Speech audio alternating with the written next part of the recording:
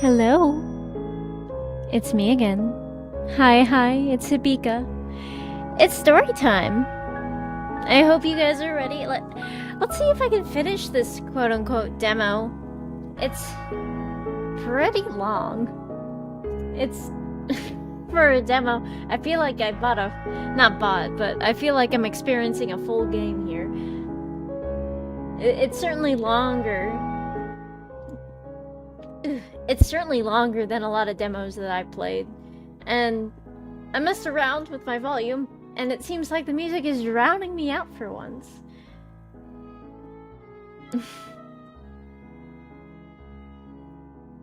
Gosh. Alright, let's continue. Story time! Story time. Last time we left off in the morning, where we have our only option to go to work. Just like in real life.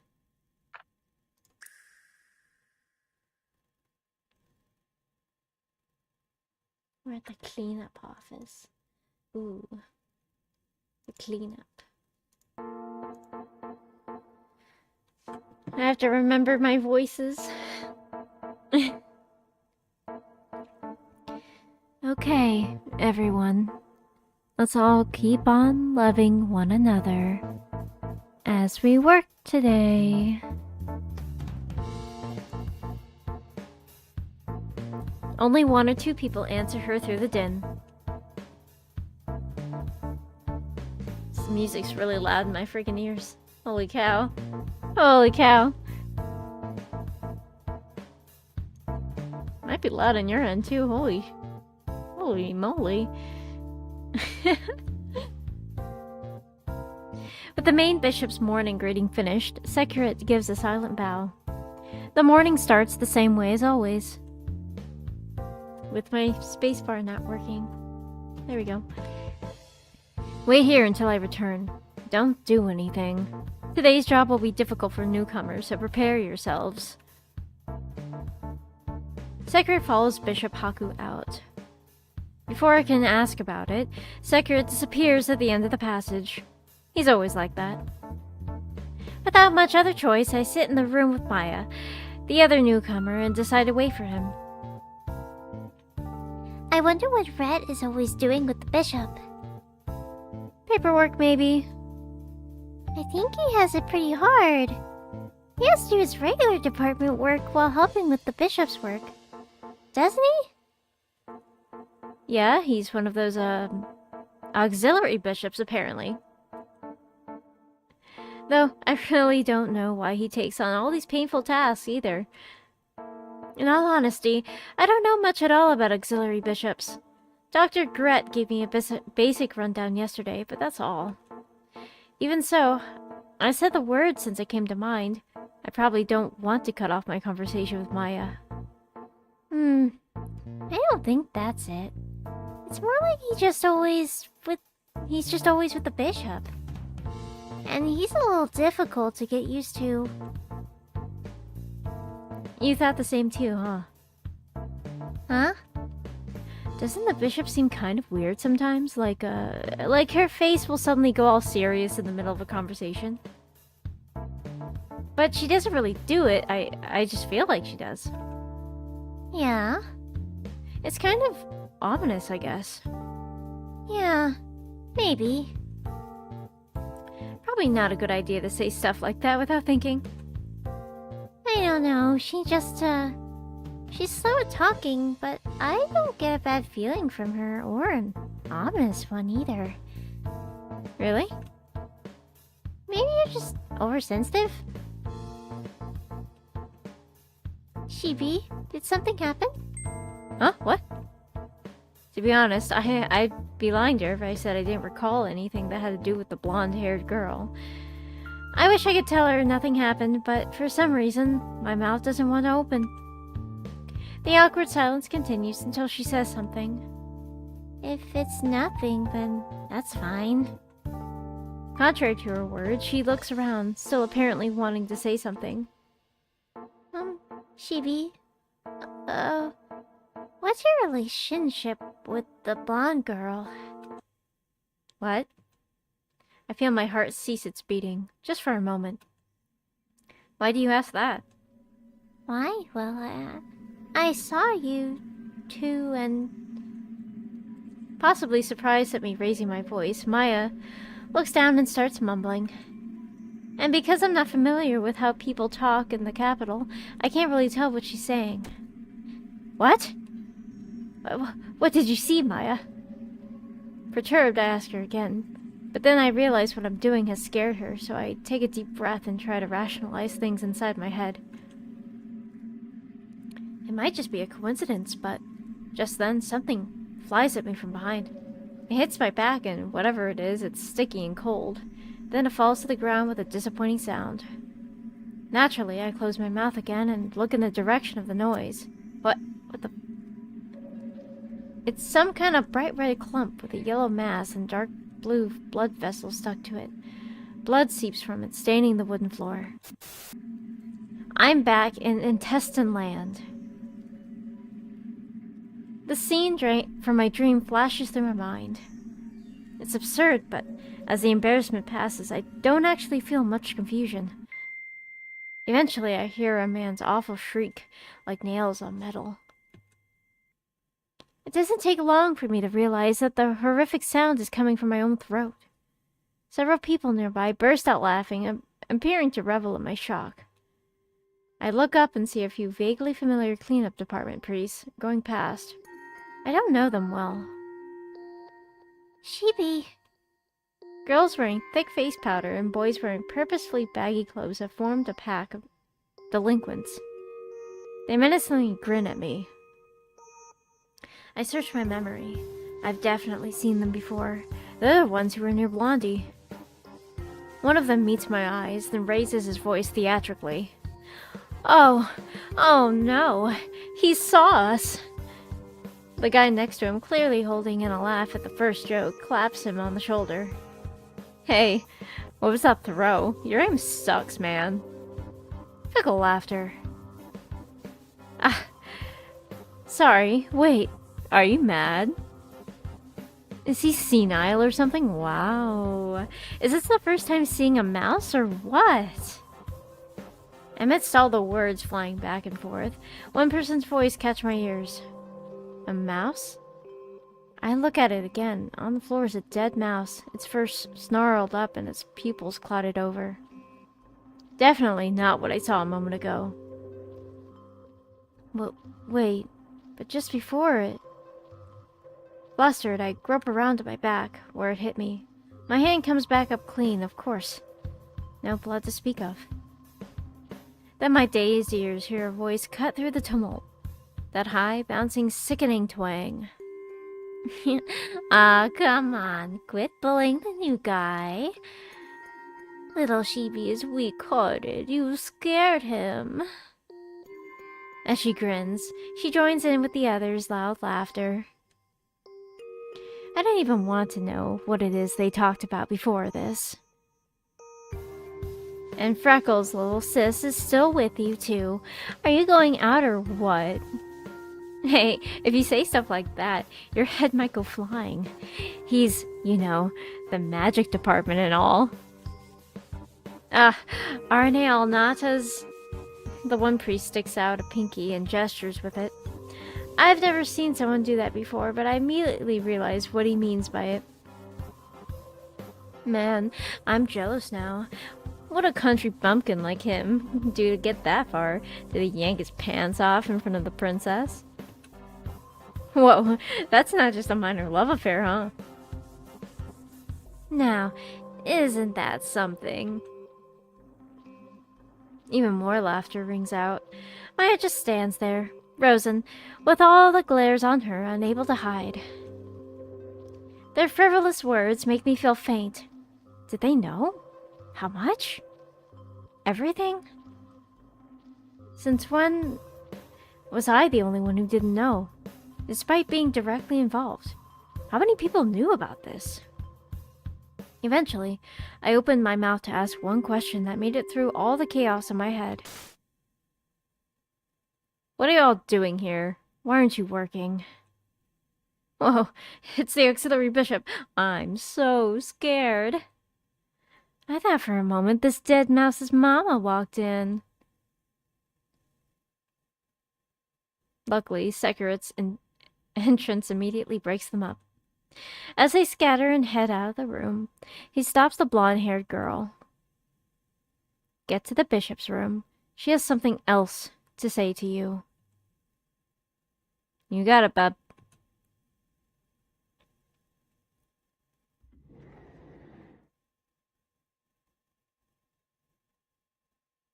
She leaves, and the room is suddenly silent again, like it was before, with only the three of us in it.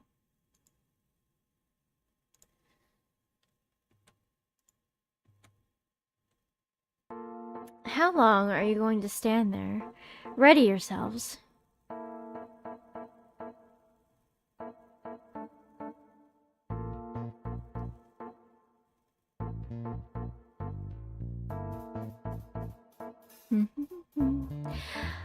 Hey, about the magic department. What about it? Neither of them seems surprised or questioning. The reason I transferred here, my engagement with our... I'm already the only one who didn't know. Sheepy, are you okay? Is that really your first time seeing a mouse? No, of course not. That was just, I guess I'm a little tired, I suppose. That's because you go out at night despite not doing your job. You sure know a lot about me. Just don't fall in love with me now. Are you being serious? No, but you seem like you can take a joke. Seriously, dude. And yet, for everything you say, you always come rushing to help out whenever something happens. I wasn't coming to rescue you. But I'm really glad you came, Rhett. Thank you. You don't need to bother with people like them every single time. They'll stop coming after a month or so of work. Oh, so you can quit the cleanup department? Wait, for real? I thought I was the only one who'd ever be switching departments. Once again, he shuts his mouth on the moment things get a little awkward. Maya sees that and opens her mouth to speak first. As she breaks the silence, I gratefully put in a few words too.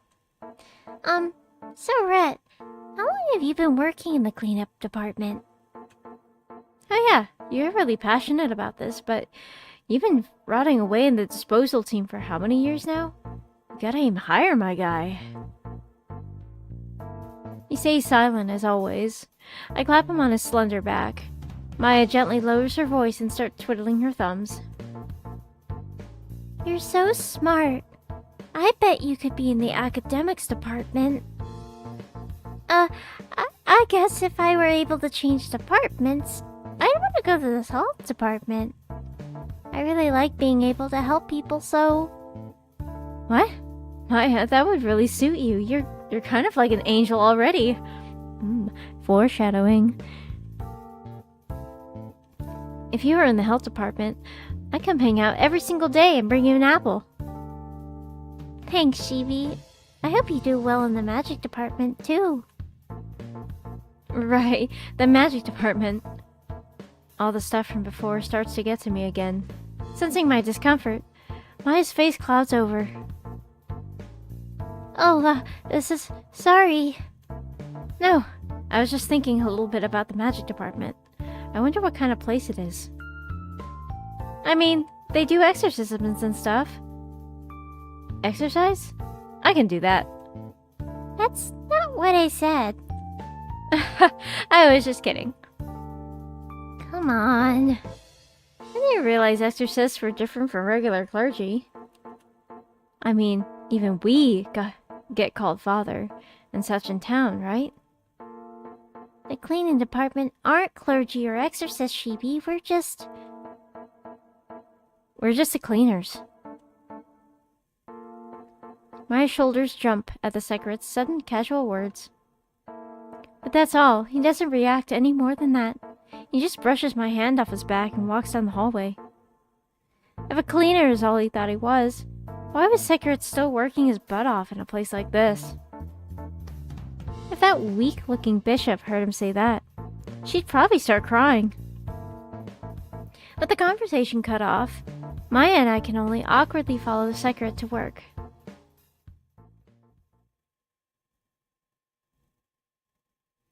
The Tweez. We're in the Tweez. We follow Sekret to a path that's very different from the kinds we've seen at the temple, or in residential areas. I'm not sure how to put it. The air feels different or something. It's not a place I would have assumed we'd be working in. A thick fog hangs between the trees, obstructing our vision. The path we walk is unpaved.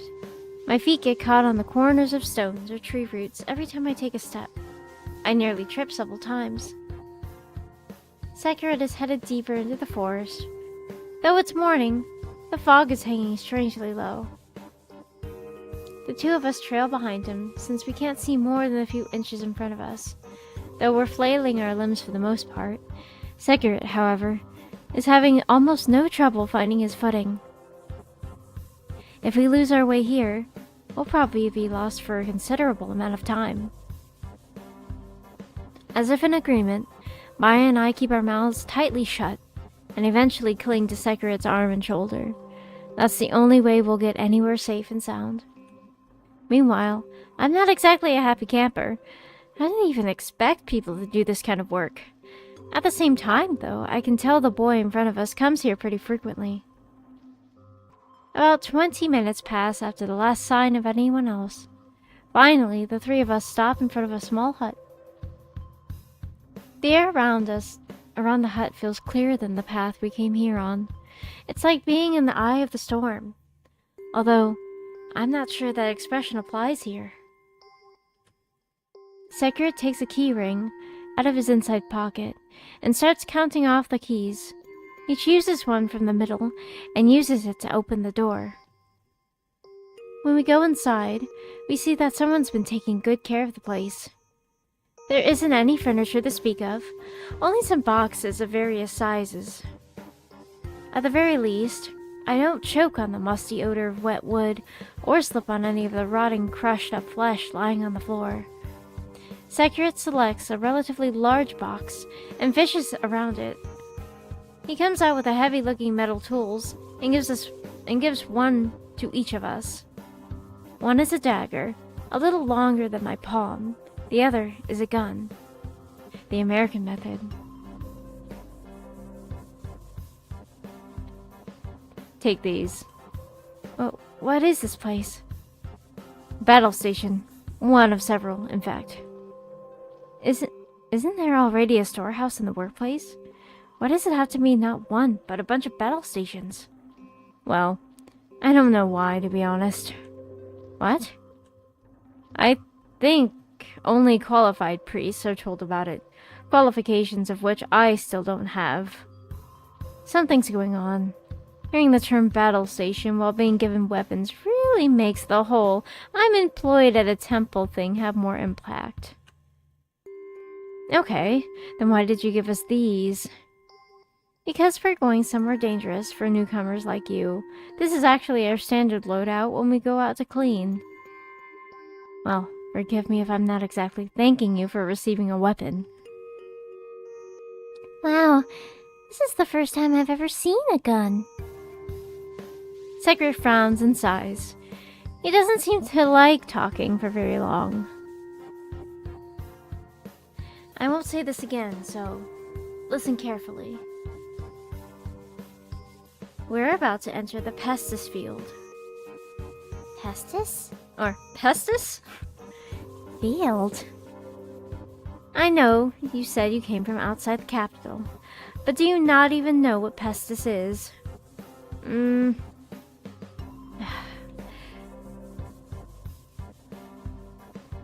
A Pestis. An overwhelming power that humans cannot oppose.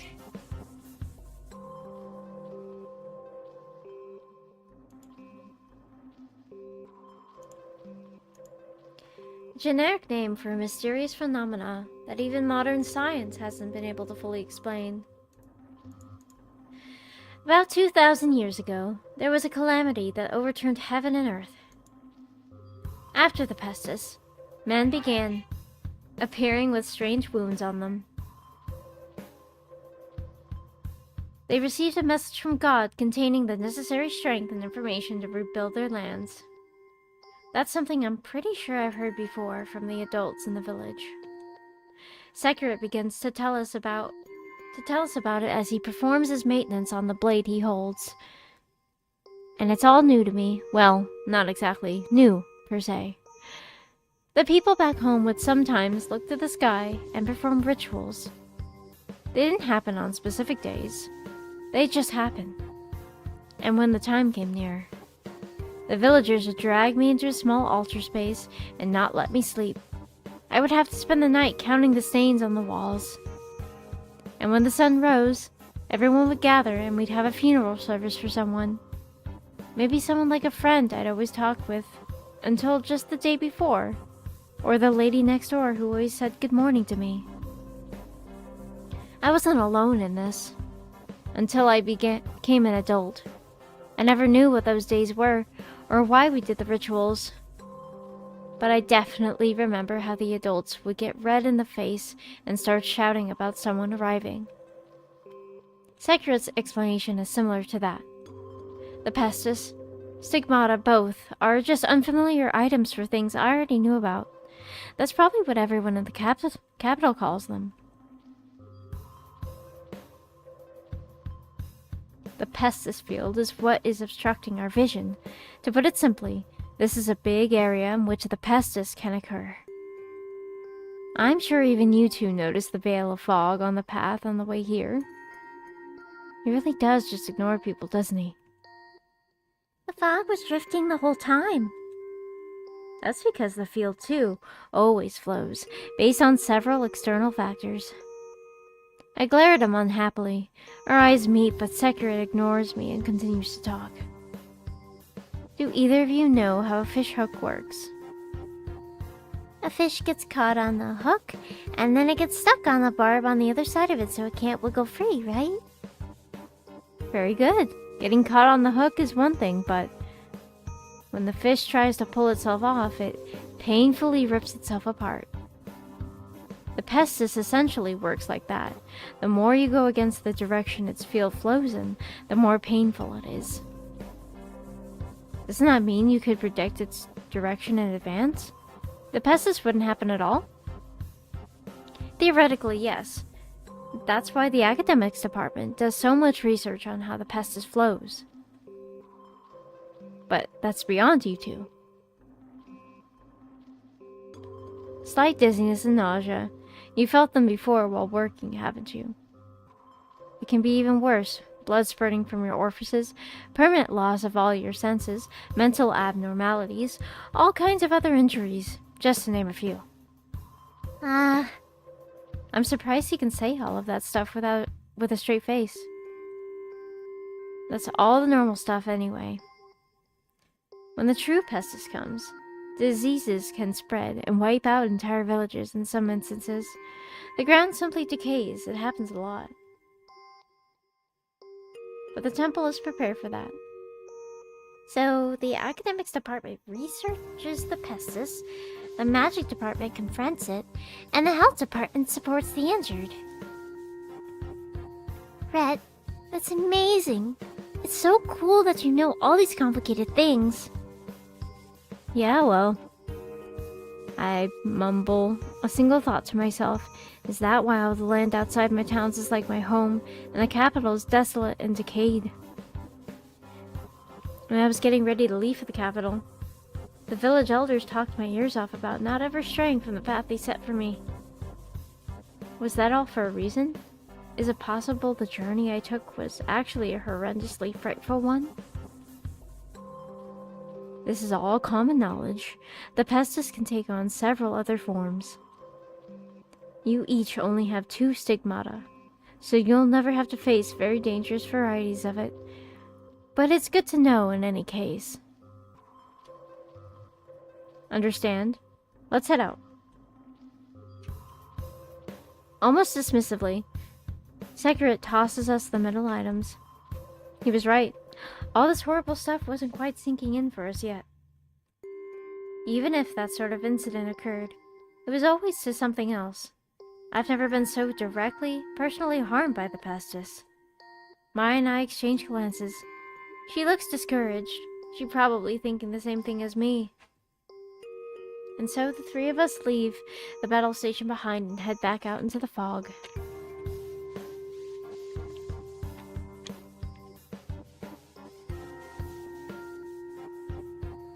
Stop. Huh? This is where we enter the Pestis area of effect. Make absolutely sure you don't turn around until I say otherwise. Also, if you hear anyone through the fog, it's an illusion. Don't respond or acknowledge to it. What happens if we do? I don't know. They never told me. What the heck? But I've seen people cough up blood or be unable to see straight for a month. And sometimes they just disappear and never come back. If you're that curious, I won't stop you from finding out for yourselves, but...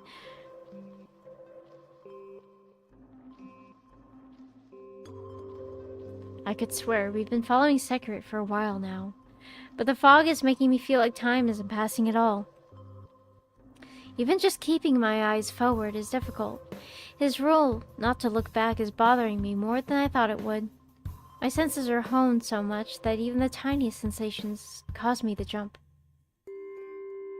Sekret told us our job for today was to retrieve the remains of a human who was taken away by the Lost.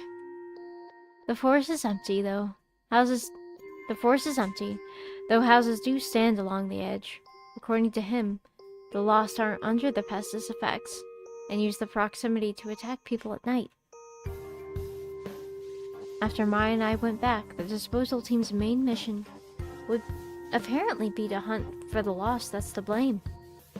If we were attacked by this fog, especially after the sun went down, no matter how strong I was, I wouldn't be able to compete with it.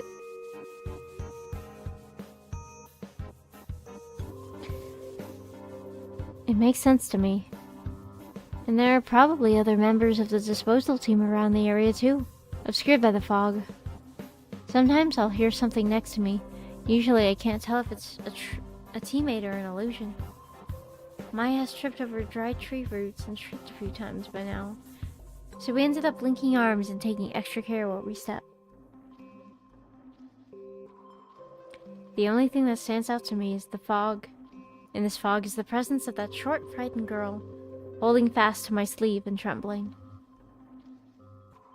I can hear her breathing ringing like a pounding in my head. The feeling of her small fingers is really getting to me. I see the downy hair on her arm being blown by the wind, which raises the hairs on the back of my neck. If I zone out now, the Pestis will surely claim me as another victim.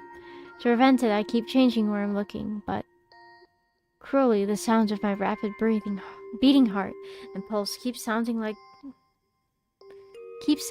Maya, so I end up peering at her face several times. My face is hot. I'm dizzy. Maybe the Pestis is affecting me already, and I haven't realized.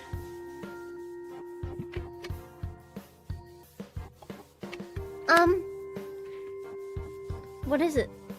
Maya, is anything wrong? My voice cracks badly. I immediately feel like shutting my mouth and climbing up, but she shakes her head without a word. It's reassuring to know you're here, Shibi. I can't make out her face very well through this thick fog, but to think a precious creature like her is human like me. An angel. Huh? God-given cuteness. Oh, come on. If you have time to be making idle chatter, then you have enough time to pay attention to the ground as well. Focus. As expected, Sekret is always one to dump cold water all over a good mood. He said that in his usual unfriendly tone, without turning around.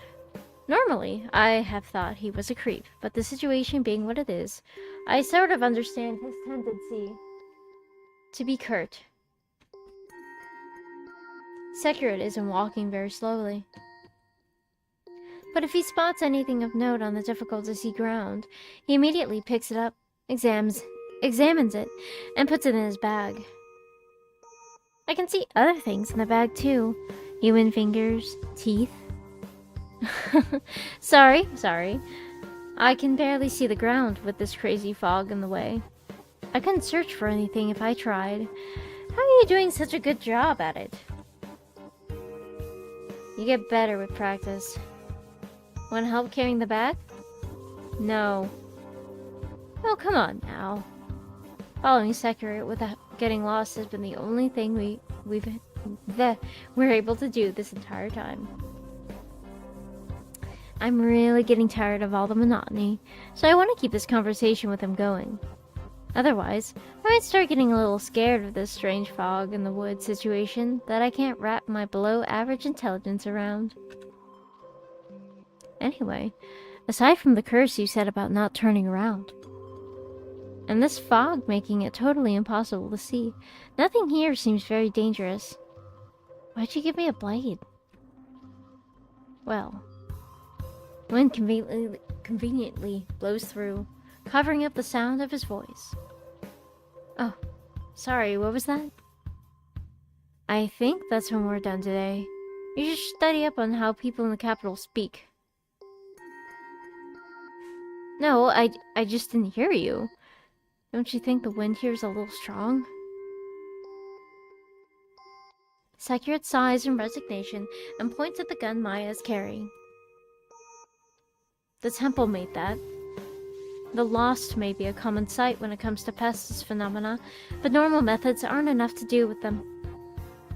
You have to behead them in one stroke, and we can't expect you newbies to be able to do that with ease. That gun has been enchanted with a spell. With it, even people with just 2 stigmata like you can at least slow them down. Though, you would need to run for your lives after doing so. Ah. The lost come out at night, a lot. Nobody knows when they start appearing or start wandering. So we all have to protect ourselves. After all, I'm the one who will suffer if there are more corpses to deal with. Also, that dagger is just a dagger. The way Sekiro keeps pointing out how I only have 2 stigmata is really wounding my pride. But just as I'm stewing over that, I realize that Sekiro's explanations today have been longer and have sounded more melancholy than normal. I'm still hearing the wind too. It's awful annoying. I'm about to vent all these pumped up feelings at Sekiro that I've been bottling up, but then Maya thankfully opens her mouth to speak. In the end, his ears never hear my complaints. Red, what's good about having more stigmata? That is, well, at the monastery, they just said more stigmata means you have more sacred power, but now that you mentioned it, I was hoping you could explain it to me. Look. Sekiro stops. He brings both arms to his left side so that we can see him better from behind. Then he angles the dagger he's holding, one hand upwards. He then lifts his other hand on top of it, opening his palm up to cover the blade like he's about to stab himself through the center. But he wiggles his open palm a little, as if proud of how dangerous it looks. If I swung my palm down, what do you think would happen? I mean, you'd stab yourself. What are you doing, you idiot? It's just an example. Now, what if I swung down a hammer instead of my bare hand? It might knock the dagger out of your hand. Correct. Well, halfway. This is the difference between someone with stigmata and someone without it. The more stigmata appear in your body, the more you can get away with relatively minor injuries if you go against the Pestis direction, and the stronger its flow's influence is on you. But I thought having more stigmata makes you stronger. Basically. But you have the cause and effect backwards. It's not that you're stronger because you have stigmata. It's that the stronger you are, the more stigmata appear on you. Whoa, so if I get stronger, I might get more stigmata? Who can say? I've never seen anyone acquire more than what they've had at birth. Sekret speaks clearly and bluntly, like he's ridiculing my hopes and dreams. He then opens his narrowed eyes a little bit and adds, nor has history ever witnessed such a thing.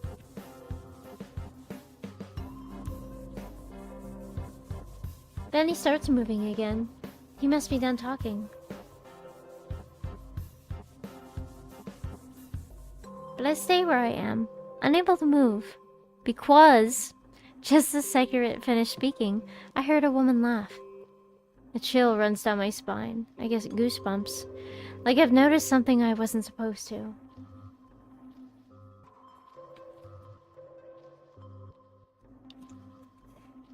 Now I know what all those random noises I've been hearing are. I assumed it was the wind. Sheepy? Oh, sorry. What's been going on with me lately? I collect myself and go after Sekret, still supporting Maya. You'd think that after walking this far we'd be close to the end, but honestly, it seems like he's going even deeper in. Why is there a double version of you? The giggling continues to grow, and just as I think it's over, it bursts into uproarious laughter, becoming even clearer in my mind. Maya looks between me and our surroundings, her eyes full of worry. Sheepy, are you alright? Dozens of crying voices echo in my head. I can't tell which sounds. The Dugs. It's Dugs. Hi, Libby. I missed you. Dozens of crying voices echo in my head. I can't tell which sounds are real and which are fake. I can't tell Maya about this since she doesn't hear it. That's my situation. I can only moan, steadily getting dizzier and dizzier. Each one of the shouts sounds like it's saying its own thing, but I can't make any of them out because of the roaring wind.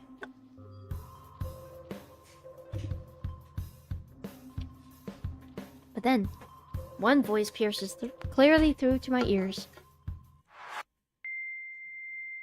Please, somebody, help! That voice wakes me up inside. I can't wake up. I turn to the side in its direction. That one was an illusion. I have no objective evidence, but I'm certain all the same. Somebody within the fog needs help. The scream was vivid and desperate, and definitely human. This area is very hilly. I have to go save whoever it is. Sekret's remarks about the pestis curse flow through my mind.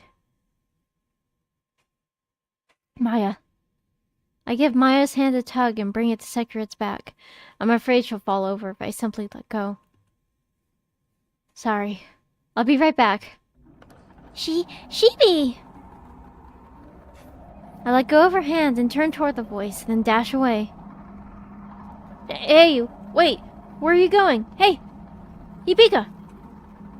Damn it. The field is stronger that way. It's dangerous. Red, what should we do? Damn it. I've always been an athletic person.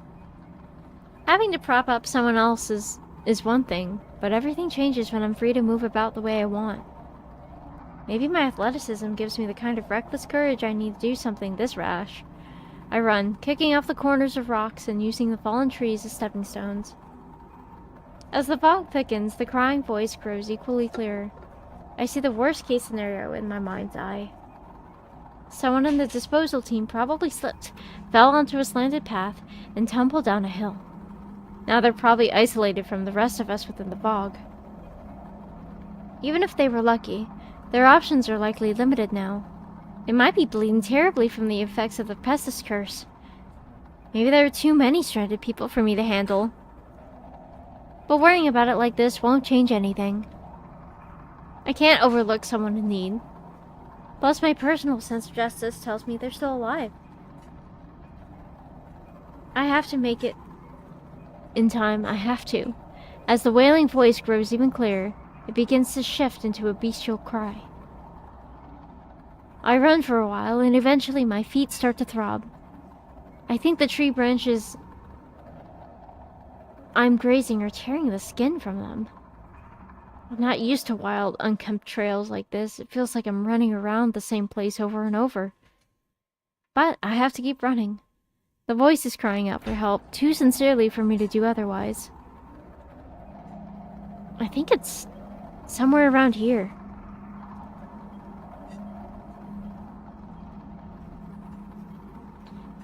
I stop and gasp for breath. The voice is so vivid and clear. It sounds like it's right next to me. I glance around as I carefully take my next few steps forward. Hey, is someone out there? No response. I sharpen my senses, trying to catch even the softest noise as it slips by, but I can't hear anything. Suddenly, I see Sekira's face in my mind, warning me about the pestis and its effects. Have I been altered by it? Is this how it went for people who disappeared in the night back home? I run out of energy to move. A sense of despondency, not fear, crawls up my spine. But it doesn't last long because suddenly a cry pierces its terrible silence from right next to where I'm standing. Startled, I take my dagger out reflexively.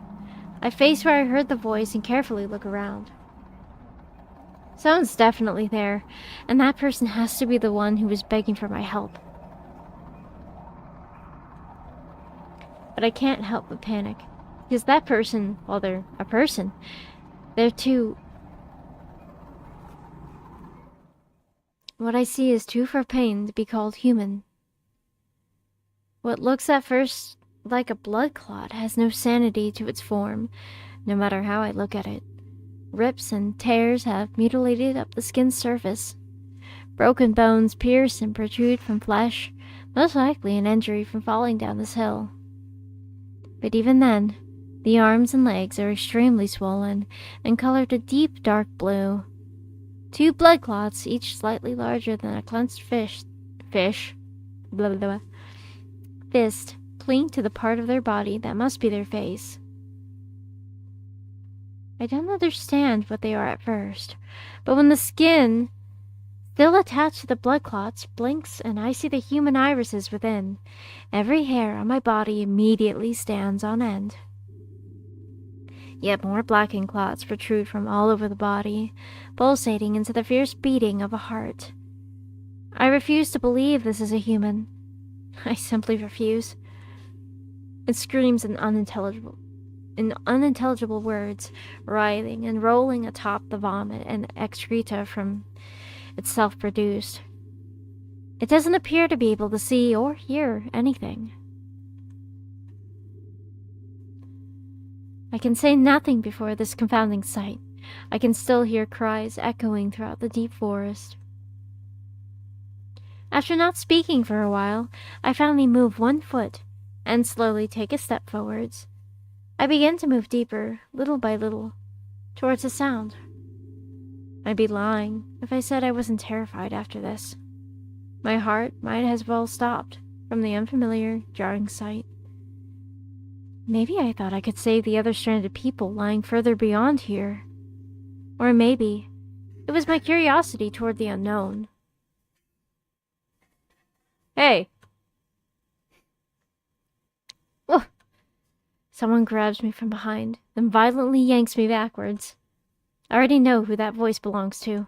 It's Sekira. And the one who pulled me was Maya, who now supports me from behind. Are you all right?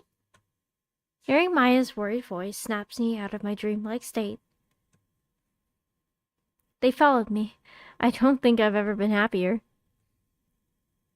Maya, Sekira. Shibi, I'm so glad you're Sesefa.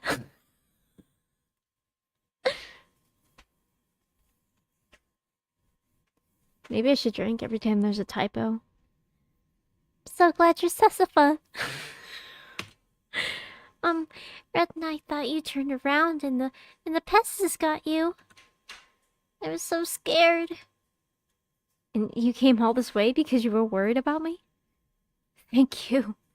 Seriously, thank you, Maya. You're the nicest girl out of all the people I've ever met. We were just lucky, and so were you. Hey, wait a minute. The sounds I heard from the forest weren't illusions after all. There was a person here. And what the hell were you trying to do about it?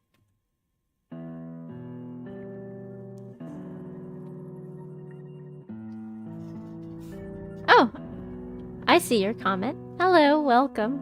Also, thanks for subscribing. I saw that you did. Sekart's voice is loud and unfriendly, as though he's trying to desperately hold back all of the emotions welling up within him. I don't know if it's good or bad. A good or a bad thing that I can't make out his expression. The coldness of Sekart's voice cools down the air around us even further. I'd like to joke around with him like I usually do, but I can't. Not in this situation. Maya, too, just stands there, blinking at the gruesome sight, panic clear on her face. She's never seen anything like it before. Sekiro tosses the bag he was carrying at me. Then with long strides, he moves closer to what I discovered. As if performing an autopsy on the corpse, he turns over several parts, then takes something out. The sticky, sucking sound of the flesh makes it blood-curdling. He's found the person's identification tag, a permit the person carried that marked him as a priest at the temple. The rosaries around Maya and my necks are used for the same purpose. Sekret looks at it and mutters something. Someone's name, which he read off the ID tag. Brett? This is... It's the guy from the disposal team who disappeared last week. Saved because of some rain we had recently. He was lucky. Lucky? My response to Sekret's curt monotone words is helplessly astonished. Looking reluctant, he picks up the blood clots in front of him. Do you want me to carry him? A two-stick was going to carry a wounded person through this field, huh? You're really hung up on this whole stigmata thing, aren't you? Yes, and... Hurry up, we have to leave before the pestis comes. Sekiro gives a simple answer and quickly starts moving. I hear another cry from deeper in. Huh? We're just gonna keep going? That was an actual stranded person, not an illusion. That's what you said, isn't it? That people are out there? If there's any chance we can help them, then can we bring the bishop here to help? Didn't you hear that voice too? Shut up already. What was that? Do you still not get it? This land is utterly and irrevocably cursed. Any living human who sets foot upon it will feel the pestis' effects immediately, just like this one.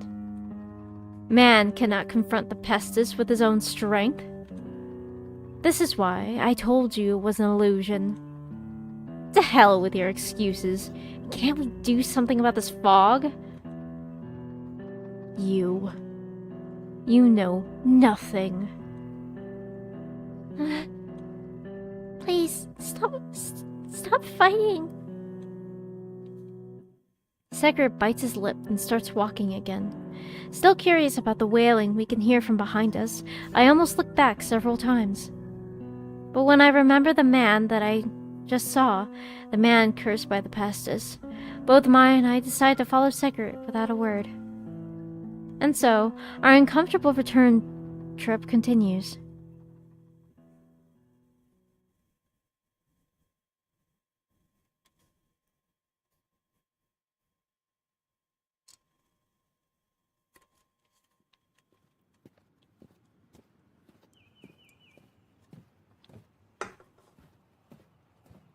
The temple hospital is bustling. Maya and I stick with Sekret as I'm rolling away from my computer because I'm stuck on something. There we go. As we hurry around, but in the end, it doesn't even matter. Okay, neither of us is much help. Securit does it all by himself. Everything from preparing the paperwork to questioning others. I get the feeling this is not the first time for Securit or the health department's members taking over the care of patients. We sit on a bench outside the clinic, expressions hard, waiting for him to come back and tell us to do something. As we're sitting there, Gret comes up to us. Hello, you two. You look absolutely shocked. Are you all right? Dr. Gret. Hello, Dr. Gret. Should I ask you the same? Aren't you busy? I'm not so busy that I can't take a break here and there. It isn't like rushing will make the treatments go any faster. Even in this situation, seeing her sipping at a cup of coffee makes Dr. Gret seem much more mature than usual.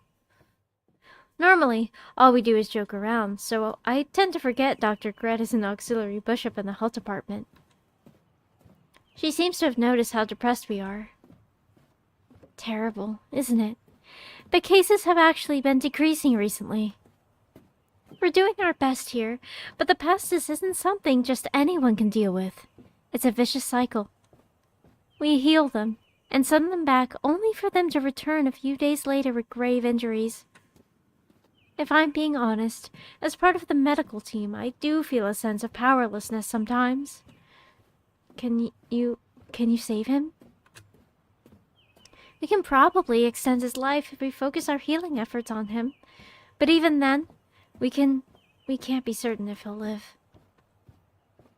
When the body weakens, so too does the mind. Sometimes even if we heal the body, we won't be able to heal the mind. So, if he does survive, it'll be up to him to keep on living. That's so scary. How do you stay sane, seeing this every single day? Maya seems to be taking the situation even harder than I am. I feel a little guilty, considering it was my reckless actions which caused her to witness something that terrible. Did you two think I was a healer? Considering the situation, Dr. Gret's words seem rather sudden. I'm actually not. I'm just a counselor. I don't have anywhere near enough stigmata to be a healer. And it's rough. Really rough. Every day, weak and tired children come to me, saying they can't find the strength to go on, telling me that they'd rather die than continue like this. But I've never given up on any of them. How? Curious why I'm doing counseling of all things in the temple hospital? Maya nods in surprise. Looks like Dr. Gret was right. The counselor smiles and sighs a little, perhaps struck by Maya's cuteness. Because I think it's unfortunate that we need to push everything onto children who have just left home. Not everyone is going to have an easy time accepting something like that. She lowers her head as she trails off, seeming to remember all of the other people, not just us, involved in incidents and accidents she experienced. But only for a moment. After that moment, she snaps back to the same old Dr. Gret, as if to expel the doom and gloom surrounding us. You two may be working for the benefit of the people in the capital, but others are working for your benefit in return. Nothing makes us happier than being able to keep your spirits up through all of this. That's what the bishop and I are here for. She gazes toward a man with brown hair who looks quite tired. He's reading paperwork from the priests wearing similar white gowns and busily giving orders. I've seen him a few times. He must be the bishop of the health department. It lightens the burden a little knowing you have friends on the outside, doesn't it? The way she's able to quickly lift the mood and wrap up a conversation is amazing to me. But apparently, Maya doesn't feel that way. She looks uncomfortable, like there was still something she wanted to say. But she doesn't get that chance because Securit comes over, having finished up his tasks elsewhere. For some reason, his bangs, swinging to and fro as he walks, are wet. Well then, love on one another, as God loves you. Spotting him, Dr. Gret waves goodbye and walks over to the bishop from before. Welcome back. Rhett, what's wrong? You're wet. The paperwork. Huh? Oh, right. Here. His wet hair hanging dangerously around his head, Secret snatches the folder containing our work in it, then starts muttering aloud as he reads it. He seems to be doing some mental math. With the mood uncomfortable again, Maya watches Secret do it. She helped me out so much this morning. Now it's my turn to return the favor. We didn't get a chance to finish it all. What should we do? Secret's eyes sharpen so much that I almost visibly flinch. It's difficult to come in halfway through partially completed work in the cleanup department. I'll have a word with the bishop, so you two can head back early and clean up the storehouse. You're gonna do 3 people's worth of work? Faster to do it myself than to drag you along in my wake. I mean, cleaning the storehouse can wait. No, listen. You're going to clean that storehouse. I won't say it again. Don't you dare make it more trouble with the bishop at this point. Secret takes a big step. A big step in. Did they mean to write that twice? And points his finger right at my chest as he makes his declaration. The sting lingers for a few extra moments. God, how long are his fingernails? Don't get full of yourself, Two-Stig. Just because the magic department is biased towards you. With that, he heads back toward the workplace. I'm so fed up with him, I can't even think of anything mean to say as he leaves. Two-Stig. I'm sick of hearing that damn phrase all day long. Is he forgetting that if you took just one of his away, he'd only have 2 as well? Memories of him ignoring me flood into my mind like an avalanche, causing my anger to snowball.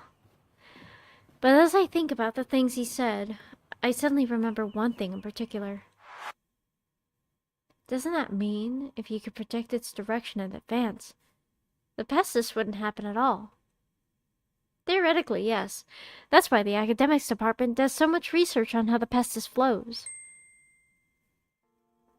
Right. The academics department. I've heard of them. But what do they actually do? I've known from the times I've been there that the library is a part of that department, but that's all. I can't remember hearing anything else about it. I'm so sick of Secret ignoring me. Well, I'm gonna show him the possibility he can't even imagine.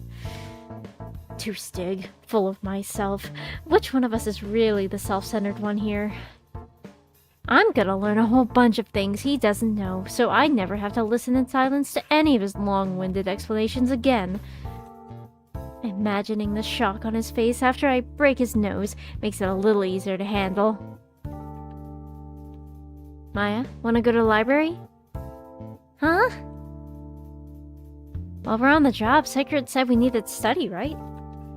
Let's sneak a peek at the academics department. Academic department's research records and learn more about this pestis thing. I figured it'll help us with our work. If I study, then maybe I won't bother Rhett like I did today. He didn't bother anyone. He's just way too sensitive. But what about cleaning the storehouse? We can just, leave it.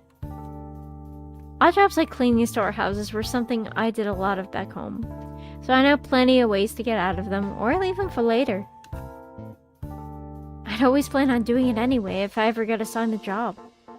Surprisingly, though, Secret's words are bothering me. Bringing up the bishop for this? Shrewd. I thought he was a cat, but he's gotta be a rat. That's not my only problem right now, though. I abruptly cut off the conversation with Maya, and now she's looking at me questioningly. If I told her any of this stuff, she'd probably think I was a delinquent.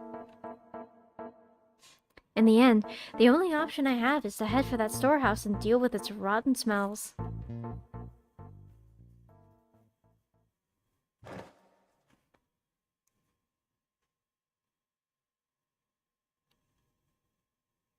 The library. Library. The library is quiet, and like before, I can't sense anyone here. A sweet scent of a familiar flower tickles my nostrils. It's the same scent as the first time I came here, but it's quite a bit weaker than it was then. Still, it does a great job soothing Maya and me. It smells nice. She said she makes flowers into perfume. Irises. That's what they are. It's the scent of irises. Wow. Maya rarely lets her eyes glitter like that, but she seems to love flowers. Whenever they come up, she gets really interested.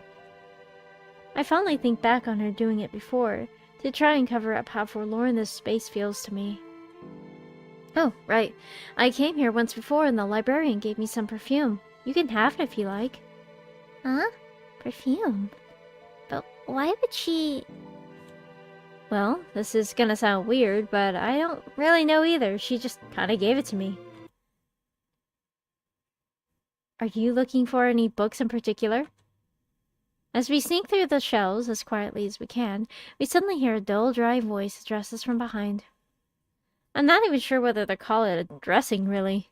It's more like a radio playing a recorded sound over and over. The voice tone is flat and motionless. Maya's yelp sounds more human and authentic to me when juxtaposed with that flat tone. They must still have the place under watch since it's still morning, rather than the time I usually come here. I figured the cleanup department and academics department would have similar work environments, but that was a big mistake. Wait a moment. Those clothes. Aren't you from the cleanup department? This place is for storing the knowledge of history and growth.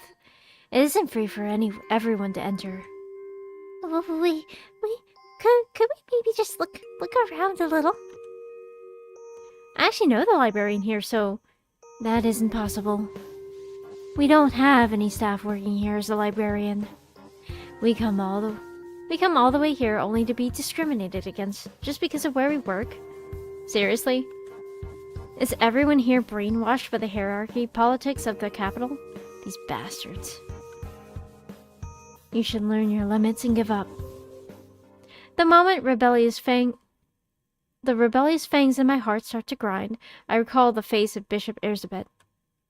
The magic department has given me partially. What has given me partially? I think it's for testing how much value that partiality. That's the word. I think it's worth testing how much value that position gives me. Poor Maya, we left her shaken. Now that I've heard what the two priests have to say, I take a deep breath and then change my voice. How dare you! Sheepy? Do you not see the deep, shining, obsidian color of my hair? You microorganisms, the disposal team? Ha! I have nothing to do with them. I'm an aide to Alternata of the magic department herself. You two mongrels only enjoy peace and security because of the blessing of magic. I will not stand for this rudeness in spite of the magical blood which flows within me. Now, command those filthy feet of yours to yield the way this instant.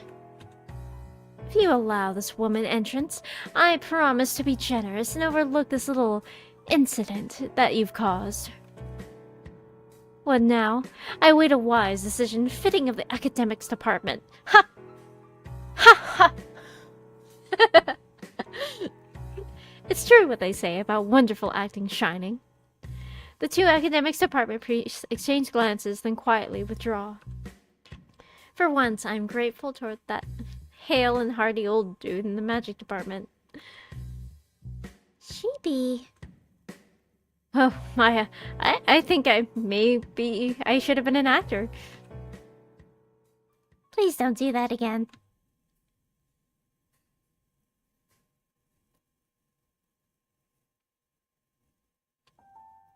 For a while, we searched the library, gathering up every book we can to find out pestis and stigmata. I feel the gaze of other priests fall on us from time to time, but they don't bother us. It is discomforting knowing I'm being watched, but they're not getting in our way, so Maya and I silently focus on reading. And upon researching things directly, the relationship between stigmata and sacred power is more complex than I thought. But since they don't explain things very clearly, I glance over at Maya, who is also reading, several times in discomfort. Eventually she notices, placing the book she's reading to the side, and scoots over next to me. It says sacred power is determined at birth, and that a person's number of stigmata is proportional to the sacred power. Really? Wait, then, how are you supposed to measure your sacred power? It says normally those with 3 stigmata or above can see the pestis, and also evil spirits and such. But that there's some people with only 2 stigmata who are only able to see it as well. Oh, does that mean if we train our sacred power, we'll be able to see the pestis at some point too? I think that's a different issue. I don't know if it's related to how Rhett said your number of stigmata won't change during your life. But there's also no examples of anyone who suddenly becomes able to see spirits at some point. Oh, well, can't you increase your sacred power with special training or some kind of sacred prayer? There's some people who believe that, but... Then what was all that stuff the magic department bishop said about training my sacred power? From how sure he sounded, I figured I'd be able to increase it. I really hope that guy's not one of those shady people with vain hopes and strange ways of thinking that reject knowledge and prioritize faith instead. That'd be the worst. New seeds of unease are now planted in the back of my mind, quickly darkening my thoughts. No, he couldn't be that much of an idiot, could he? What? Oh, nothing. Just talking to myself. What's this picture here? Huh? Chibi, do you really not know what that is?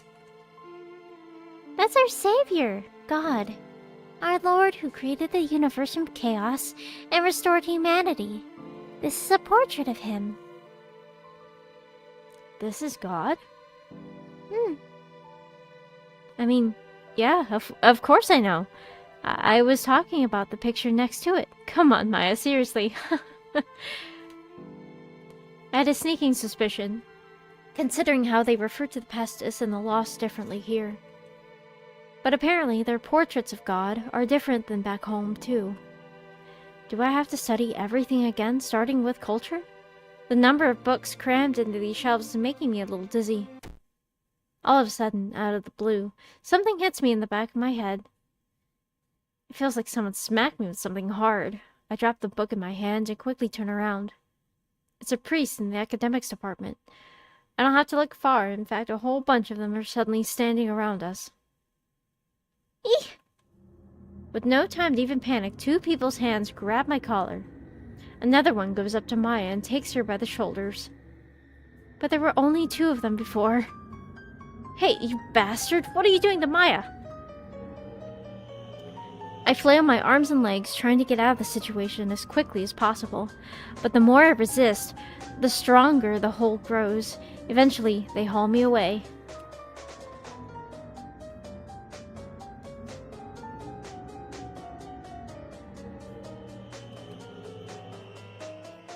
Into the sex dungeon. What? Since coming to the temple, I thought I'd gotten used to my colleagues talking to one another in hushed, almost indiscernible voices. I'd like to retract all of that right here, right now. The discussion being held right in front of me in whispered tones is something that goes far beyond my understanding.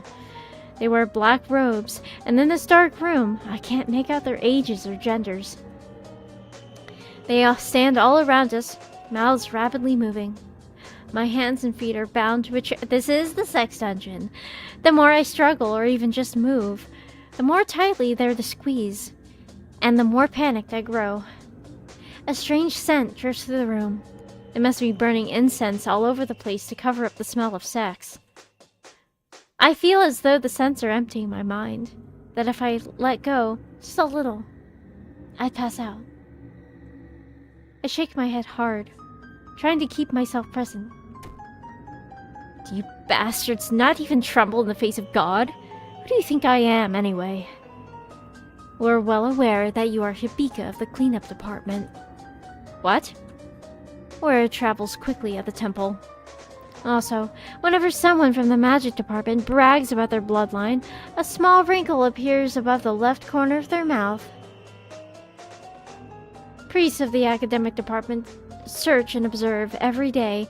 Your little act wasn't nearly enough to fool us. Oh, shut up. Wait, that means you planned on this all right here from the start? We're interested in you, since you came from outside the capital. Agreed. Agreed. We shall grant you the honor of being our new test specimen. A foundation of growth of new knowledge. Agreed. Agreed. Agreed. How are these guys multiplying? Where are they coming from? They remove the tight cloth covering my torso. Then one runs a cold, smooth pen across my exposed skin. The ink runs across my abdomen when they draw a cross in an empty spot that appears right next to my navel. The pit of my stomach feels weak. I rapidly start feeling the blood rushing through my temples. When a bright silver light gleams in front of me, I manage to suppress a shriek. But no matter how many times I try to avert my eyes from reality, I know whether I like it or not. That is the glint of a blade. I am, without a doubt, a frog, tied up as a test subject. New worlds of knowledge await us. Rejoice, this is truly a joyful occasion. Rejoice, rejoice! When the cold blade touches my skin directly, I snap out of my stupor. When the scream I was holding in bursts out of me, but they don't show any signs of hesitation. The back shadows around me are making my vision spin. I finally find the energy in my legs again, and use them to kick about in the air. If they're doing this to me, then what the hell are they doing to Maya? My chair falls over, and somehow I manage to flip over and crawl towards the door. But then I hear the door open, and I see a light shine into the dark room. Shockingly, the person who enters the room is someone I recognize.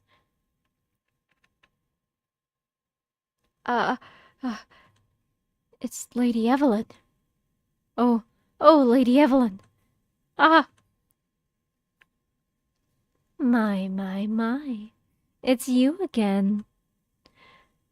The woman looks around, then slowly approaches and meets my gaze as I sit on the floor. Good day to you, dear guest, and seeker of curiosities. I see the brisk winds of early summer have once again brought us together. Hello, scary lady. You tricked me good. I haven't lied, but yes, I suppose I should introduce myself. Evelyn Violetta, Bishop of the Academics Department, at your service. Welcome to this space of mine. I'm quite proud of it. She offers me a slight bow, the priests nearby seeming to grasp the situation and undo my restraints. Without giving me the time to complain, they hide themselves in the darkness and disappear from sight. This library has always seemed strange to me. It scares me to think it's been holding a secret like this. I thought they were really going to dissect me. Oh, what is even up with them anyway? It seems my followers have caused you a bit of trouble. But please, understand they are all boundlessly innocent. When I see them, blended with the darkness and their eyes glittering with endless curiosity, why, it's blissful. As though I'd been placed beneath a wide-open night sky. It felt more like a bunch of wild animals looking out of their hidey holes at me. Where's Maya? Ah, yes. The little one. With the most adorable fingers. What did you do to her? Oh, nothing. I admonished her and sent her home. I'm curious. What brought you two here? Well, I wanted to borrow some books. Books? You let me last time, so I didn't realize the cleanup department wasn't allowed in here. Yes. That must have been my mistake then. Very well. I shall allow it. Wait, really? The corners of her lips twist slightly as I respond, casting a dark shadow. This person is strange. The things she says are so kind, and she looks like the world... What? And she looks for all the world like an elegant, welcoming person, but for some reason she gives me chills. Yes, of course. You are a distinguished guest of the magic department after all. Please take your time and sate your hunger with this endless knowledge. The academics department bishop turns around and walks back to the door before stopping at its threshold.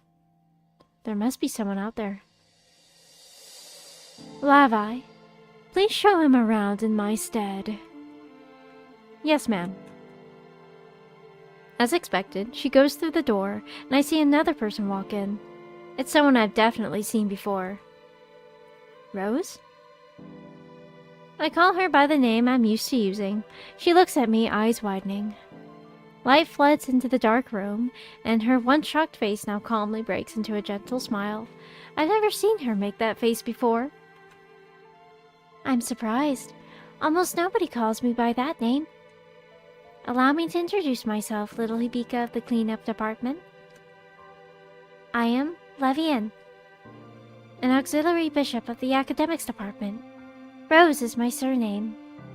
But you're a totally different person than before. I really hope you're not gonna try and get out of this because you say you don't remember. Again. You seem flustered. I can't blame you.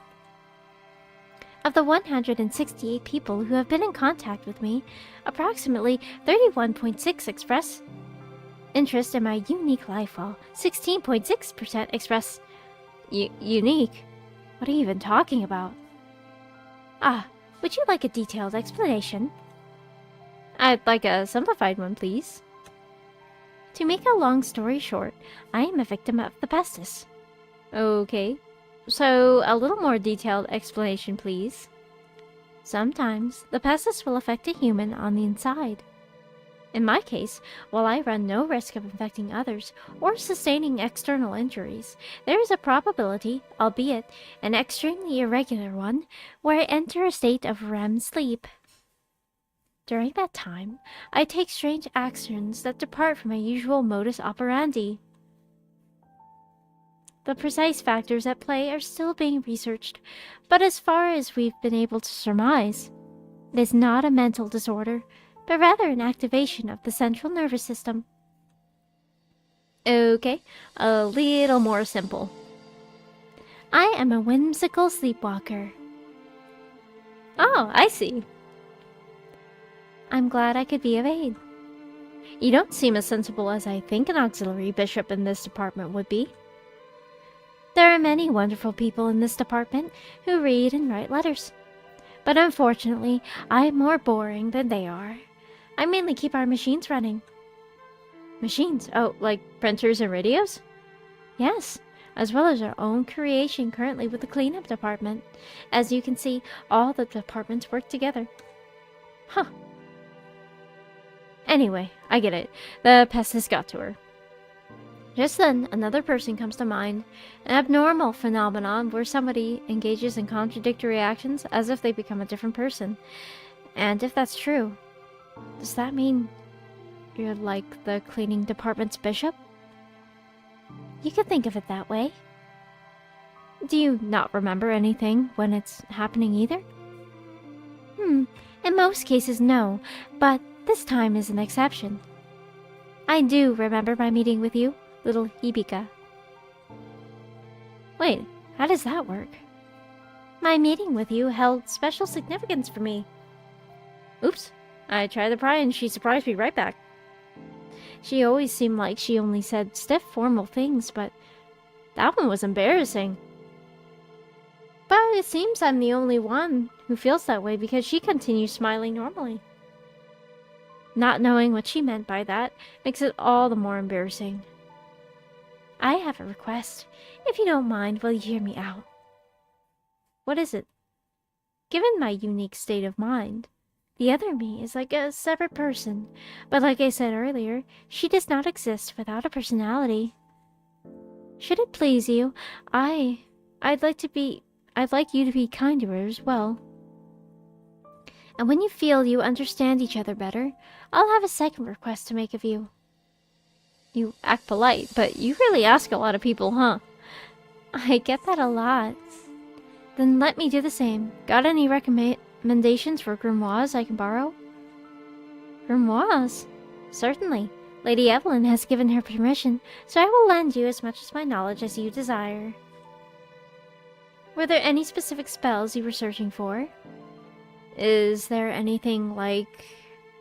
even a total blank slate amateur like me can use? Something that can guide me to victory? Are you able to read the language of the Eastern continent? I didn't come from that far away. Then this will be a difficult request. Okay, then just something that will make me a little stronger. We have that. You have that? You may borrow it for 1 month. Any late fees will need to be paid with your body. Huh? You're joking, right? I sincerely await our next meeting, little Hibika. Lavienne leaves me with a polite goodbye, then heads off. The library is astonishingly quiet. All the commotion from before seems like a distant nightmare now. During the time I spent here, I very personally felt the admonishment about entering the library. With my skin, in fact. The grimoire she gave me is like the other books, packed full of stuff I won't be able to understand right away.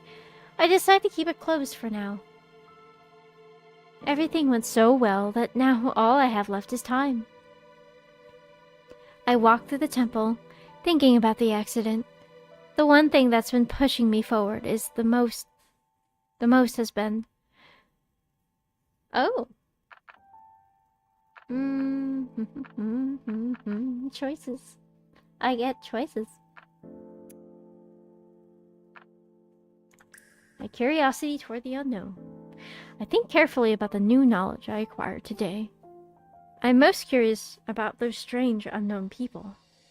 Is the pestis really related to them? Do I need to find the truth?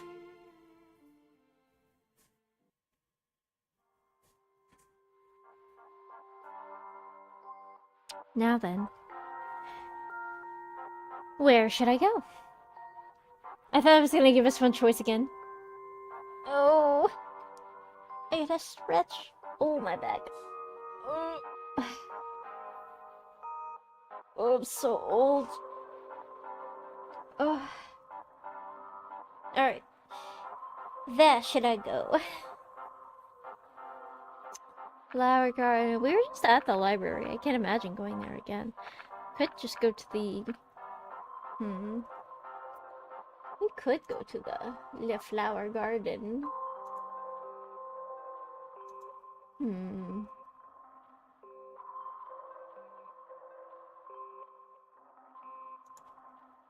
Yes. We can go to the flower garden.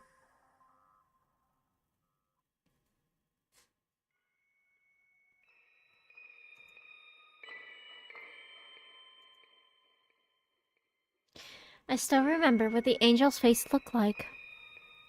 Although, I probably shouldn't know. Hello?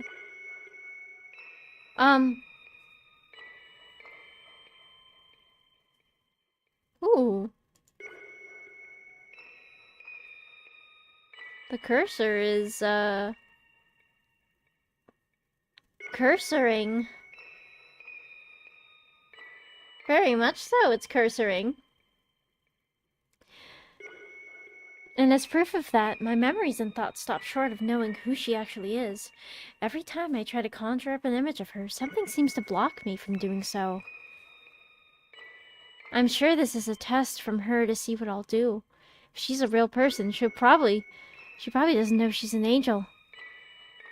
So she wants me to try and find her, which is why she keeps appearing to me in my dreams. Or perhaps it's something different. Maybe this unidentified person's appearance in my dreams is in the form of an angel. And the form of an angel is a type of warning that something might happen once I discover her real identity. And I bet once we discover her real identity, that's when the demo ends.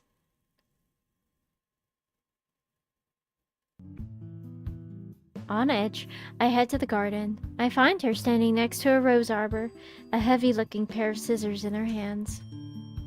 I heard that she made it back safe, but seeing her here safely in the garden sends a rush of relief through my body. It seems like she's in a bad mood, though.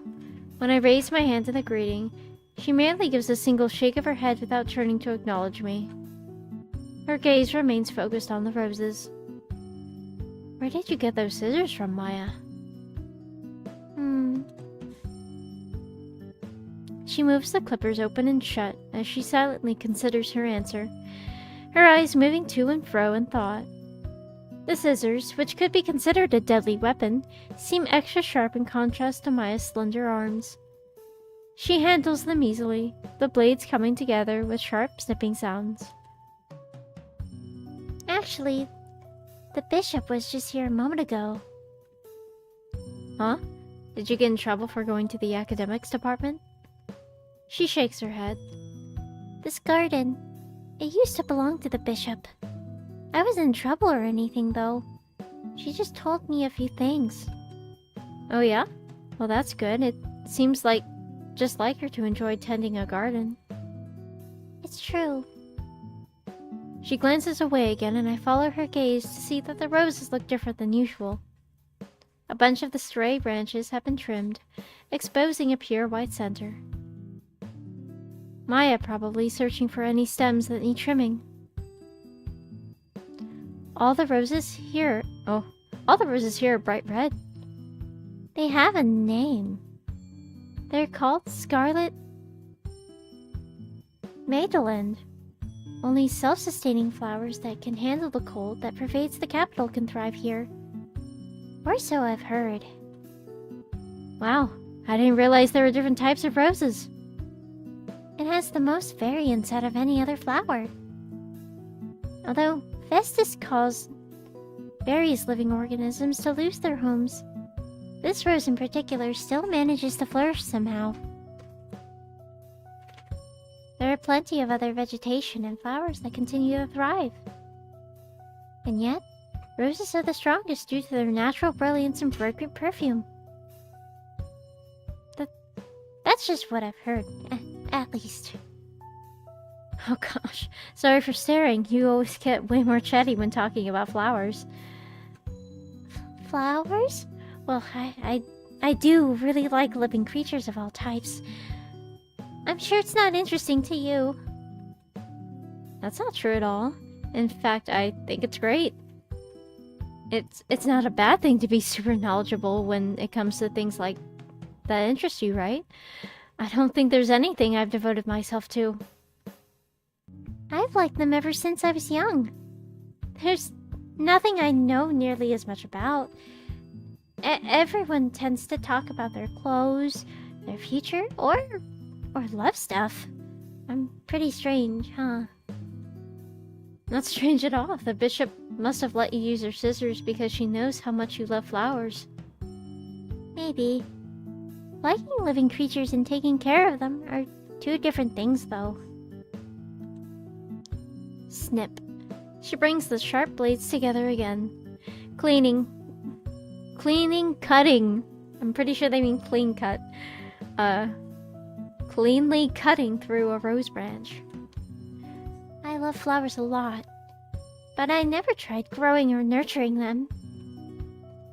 I tried tending to some morning glories once with my family, and mine were the only ones that refused to bloom before dying. And it's not just flowers. Bugs and fish die in my care as well. Everything I touch seems to die. It's almost as if... You're wrong. I quickly interrupt her before she can say anything weird again.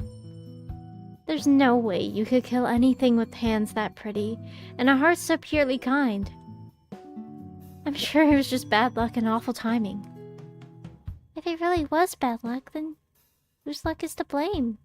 Mine? Or theirs? Theirs, of course. You know how they say one's life expectancy is predetermined the moment they're born?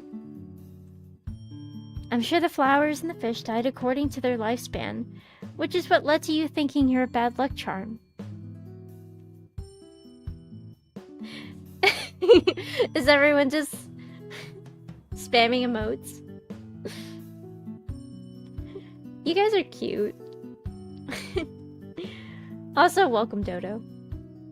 It's good to have you. Oh, my dog is shaking my monitor. Easy boy. Hey, stop it. Stop. Stop! You're shaking everything I own.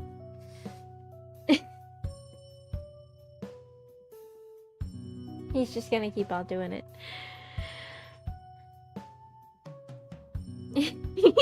Y'all look so cute. Jeez.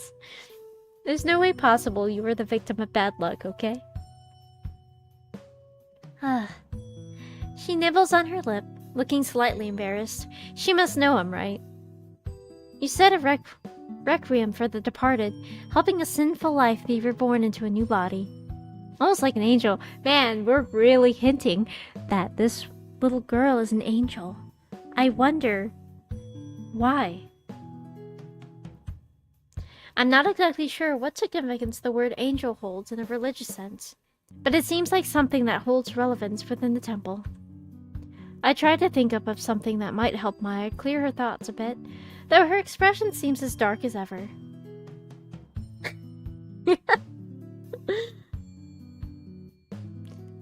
An angel? You think that word would have a more positive connotation, huh?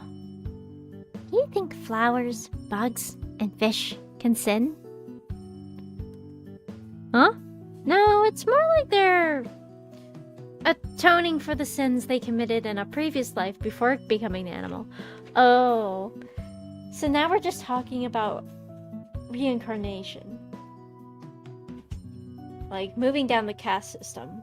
Not caste system. But it's kind of like humans are a middle ground, and then becoming anything supposedly less than a human, such as an animal or a plant, means you did something bad as a human. So you have to atone for your transgressions as an animal first, before becoming a human again, trying again, and then finally ascending to heaven.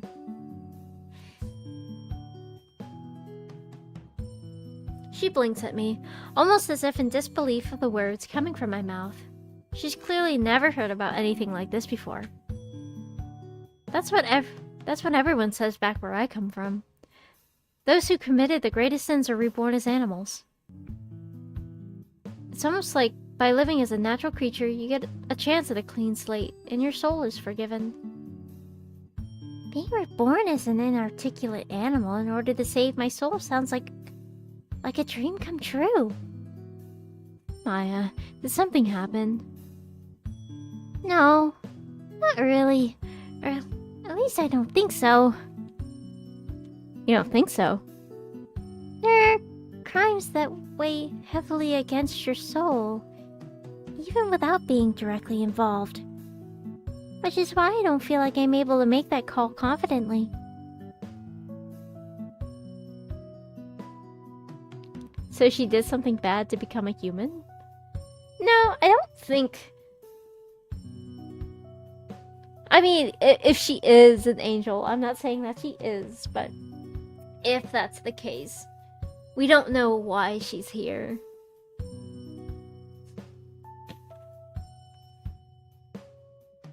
I decide to keep my mouth shut. Maya gazes off into the distance, clearly thinking about something before opening her mouth to speak. You can't run from the crimes you committed. No one can take your place, but the role of angels is to lessen the weight of one's karmic retribution. You reminded me of this fact. Or maybe you were already aware of it. Nope, this is a first for me. We go together so well, Maya. Whenever I talk to you, I feel so much better after. I feel the same way. But no, angels to me aren't necessarily beacons of virtue. Her words spoken so softly, it's like she's talking to herself. Shakes me to my core. Not beacons of virtue, then how does she view angels? As I belatedly begin to try and figure out a way to backtrack, she suddenly turns her head to look at me. What you've seen. She just wants to reincarnate as a funky worm. She'd be like, Would you still love me if I was a worm? Bae, would you still love me even if I was a worm?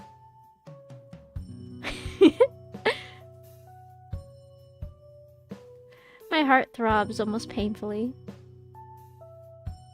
Fortunately, she doesn't seem angry or offended. Instead, looks like there's a different problem weighing on her mind.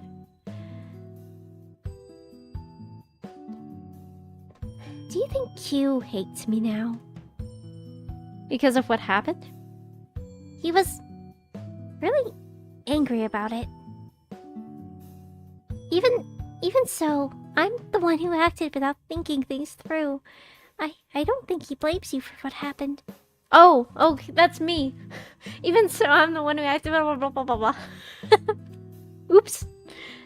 I hope we don't get a falling out of sorts. What do you think about it? I mean, about what happened, because it's possible I... No way. I stand by not wanting to leave an injured person behind. I don't think you did anything wrong. But also, it's not like I don't disagree with what Q said. You mean... She pauses for a moment, as if searching for the right words before answering softly. That people who get caught up in the Vestas don't live long. Which is why, well, I really want all of us to get along. And I don't think Q meant anything bad when he said that to us. You really are very sweet, Maya. No, you get it all wrong. Alright, if that's what you think, then I'll try a little harder. Regardless of how he reacts. My words seem to calm her down, the frown that's been on her face since I arrived softening out.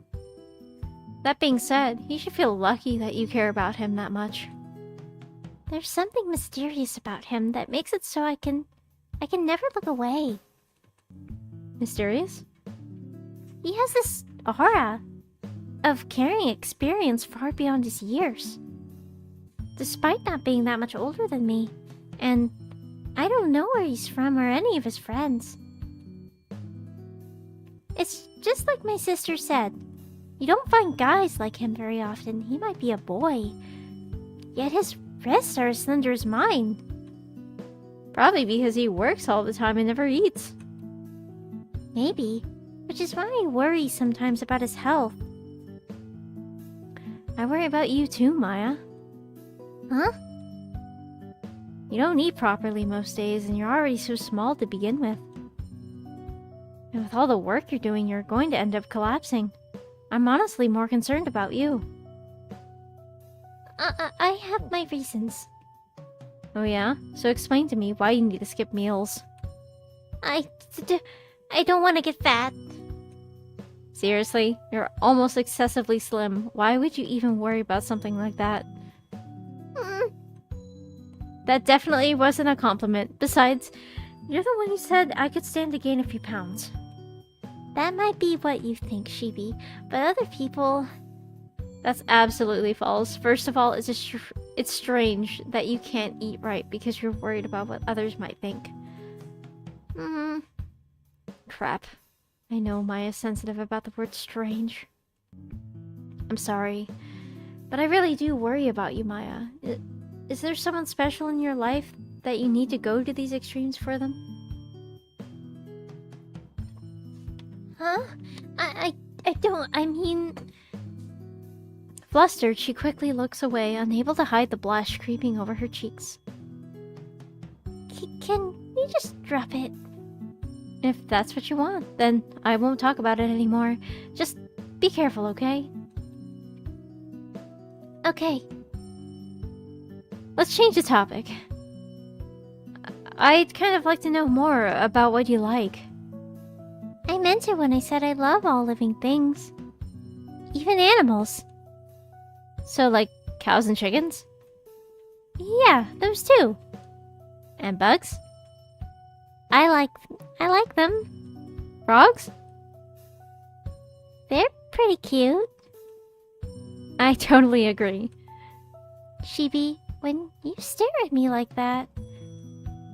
I can't help it. When you start talking about things you like, you get 10 times as cute. I don't think I'm really that cute. Claire is far more adorable than I'll ever be.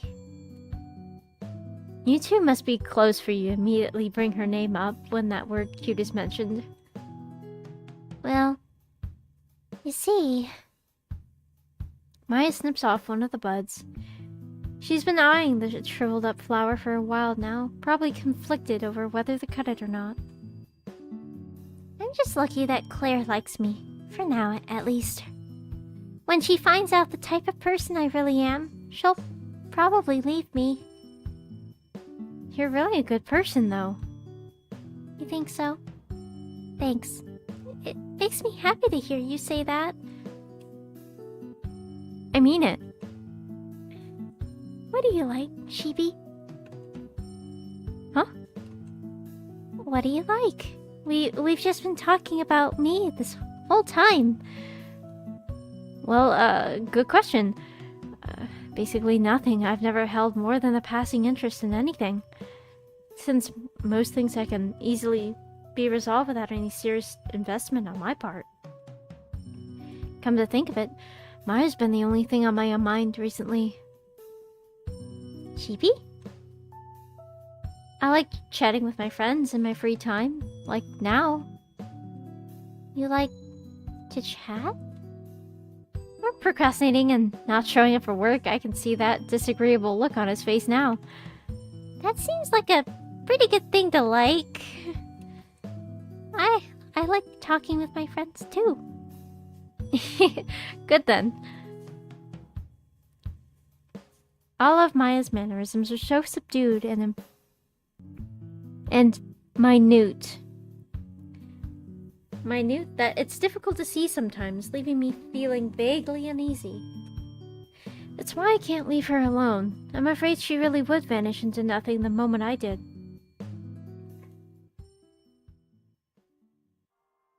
Where should I go? Beep boop boo. We'll just go down the line.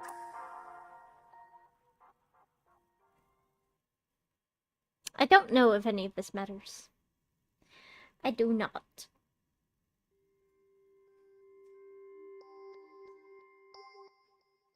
It's the priest from the academics department who gave off those weird vibes. I think her name is Lavian Rose. I got some good information from her. It might not have meant much to her, but it's an important clue in answering a question I've been harboring for a while now. First, it seems like Vestus can alter a person's nature and psyche. Ignore my yawn. Second, I'm not the only one who gets weird vibes from her. My heart begins to race as my footsteps quicken, though I stop right outside the workplace. Sekirat's here. Apparently on his way back, his look of surprise is quickly replaced by a scowl. His eyes boring eyes into me? Ah, yes, the floor is made of floor. I wasn't expecting to run into this jerk again today.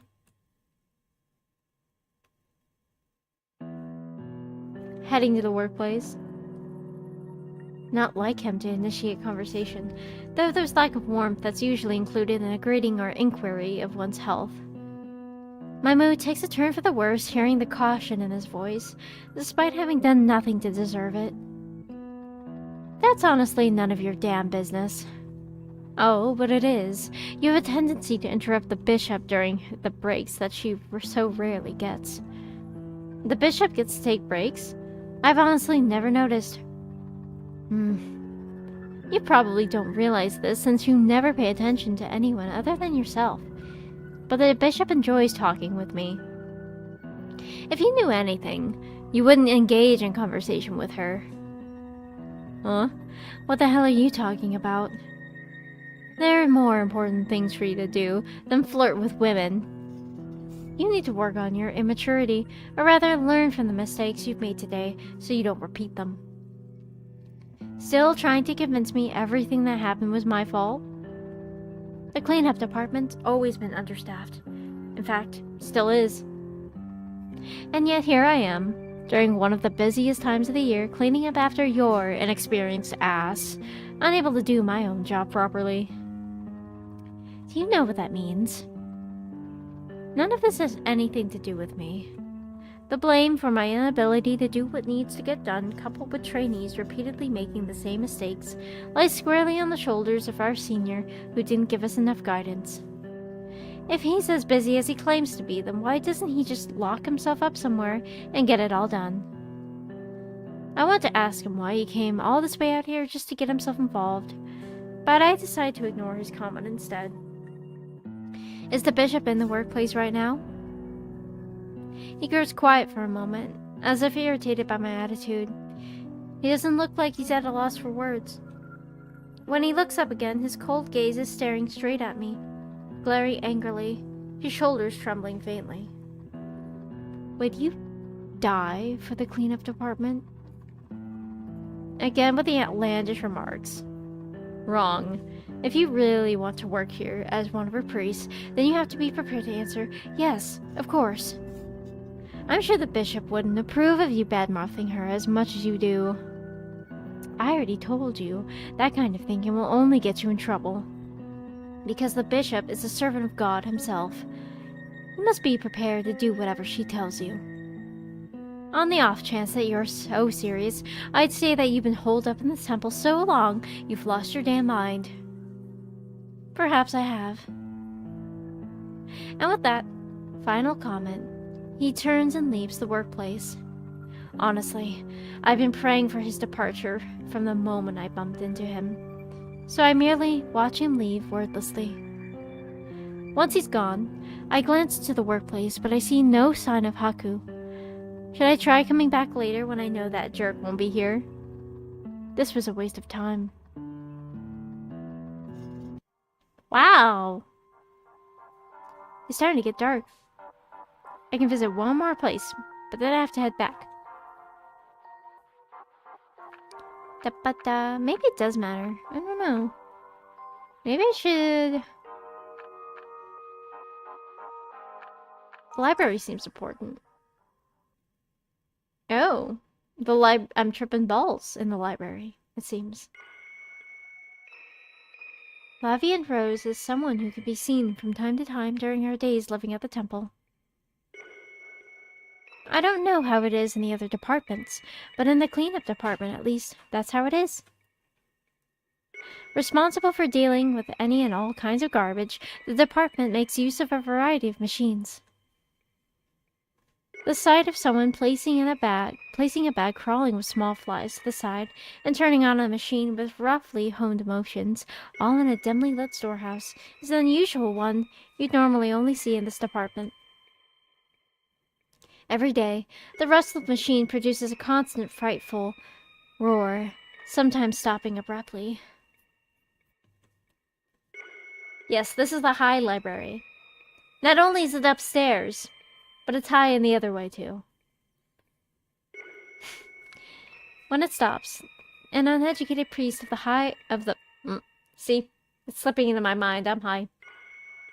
The library's maybe high now. Where am I? Of the processing team kicks it and yells. Call someone from the academics department. The someone is always the same person, Lavian Rose. The tiny priest always runs over carrying a bag larger than her body. And wearing thick leather gloves and goggles, then glues herself to the worn-out machine. She leaves the storehouse a little while later, grinning happily, face covered in soot. Ushered out by the smooth, bold sounds of the machine. And even when everyone is busy, she always remembers to be polite and greet those she sees, making her well-liked. To this temple, that is who Lavian Rose is. Oh, I'm no longer high. We're in her room. The gravest sin is being born. What is the gravest sin? I decide to adjust my destination and enter the library again. Last time I felt creeped out, like someone was watching me the whole time. But after the accident, I've started to get the bigger picture. They're probably hiding, watching me right now. No bishops come to speak to me directly, though. Maybe because they'd see me speak to the bishop directly. After glancing around and carefully opening the door, a soft, fluffy zabuton hits me in the face. I push it away only to see the girl hoisting another zabuton, ready to throw it. You didn't listen to Rose's warning, outsider. Get out! Hey, wait, don't throw a fit. Given how quiet the library always is, sounds like our fighting carry pretty far. I hurry and close the door first as she throws a zabuton at me, then some dolls. They hit me in the back and shoulders. Will she go for the books next? Keep it down. This is a library. Shh. This is Rose's space. A space that is part of the library. Let's just calm down, alright? Speak of the cleanup department, you have failed to obey my warnings twice now. You are an outsider. You are not permitted to remain here. That's not actually true. I got direct permission for this today. I fail to understand. Rose suddenly stops, her arms lifted in a stance that implies she's about to charge me. I basically get what's going on, but needed to treat the same person as two different people and tell this one what the other has already said felt already weird. I know you probably don't remember, but this afternoon, the assistant bishop of the academics department, Lavian Rose, talked to me directly. She told me to take good care of you. Meaning, I'm not an outsider anymore. I'm an insider. Having thrown everything nearby at me, she completely stops moving. There isn't a shred of confusion or surprise on her face. She looks blank, like all the emotions drained out of her. Definitely seems like a totally different person than the candid, outspoken one before. It's so strange how a person can seem so different just by changing their expressions and manner of speaking. Oh. I expected suspicious resistance, but she says only that before trudging over to me and picking up the nearest zabutons that only serve to make me more perplexed. Wait, you're not gonna start asking questions about it? Why would I? Rose understands perfectly. Lavian Rose's decisions are absolute. Hence, if she came to answer that you are trustworthy and valid, then Rose can only follow it. I mean, I didn't exactly want to argue, but seeing how obedient you can be is really throwing me off. You don't even have any guarantee that what I say is true. What were you going to do if I was lying? As soon as I stop speaking, she comes right up to me and brings her face close to mine. The man reflected in her pitch-black eyes was a surprised expression. The large eyes remain open, unblinking. They're strangely terrifying, like two deep, very deep holes. Speaking the truth requires courage. Telling a lie requires just as much resolve. On this point, you don't seem to be lying. You can tell all that? For the most part. She puts the zabuton back down, lies down on it, and picks up her still open book. Her body slides and sinks onto the expensive pillow. It's such a carefree thing to do with a guest in the room that I start to feel awkward just standing there. Can I read the books here too? Studying? Something like that. You may read the books in the 4th row from the top. Rose gives her permission. So cold. She was so angry at me before. Now she won't even look in my direction.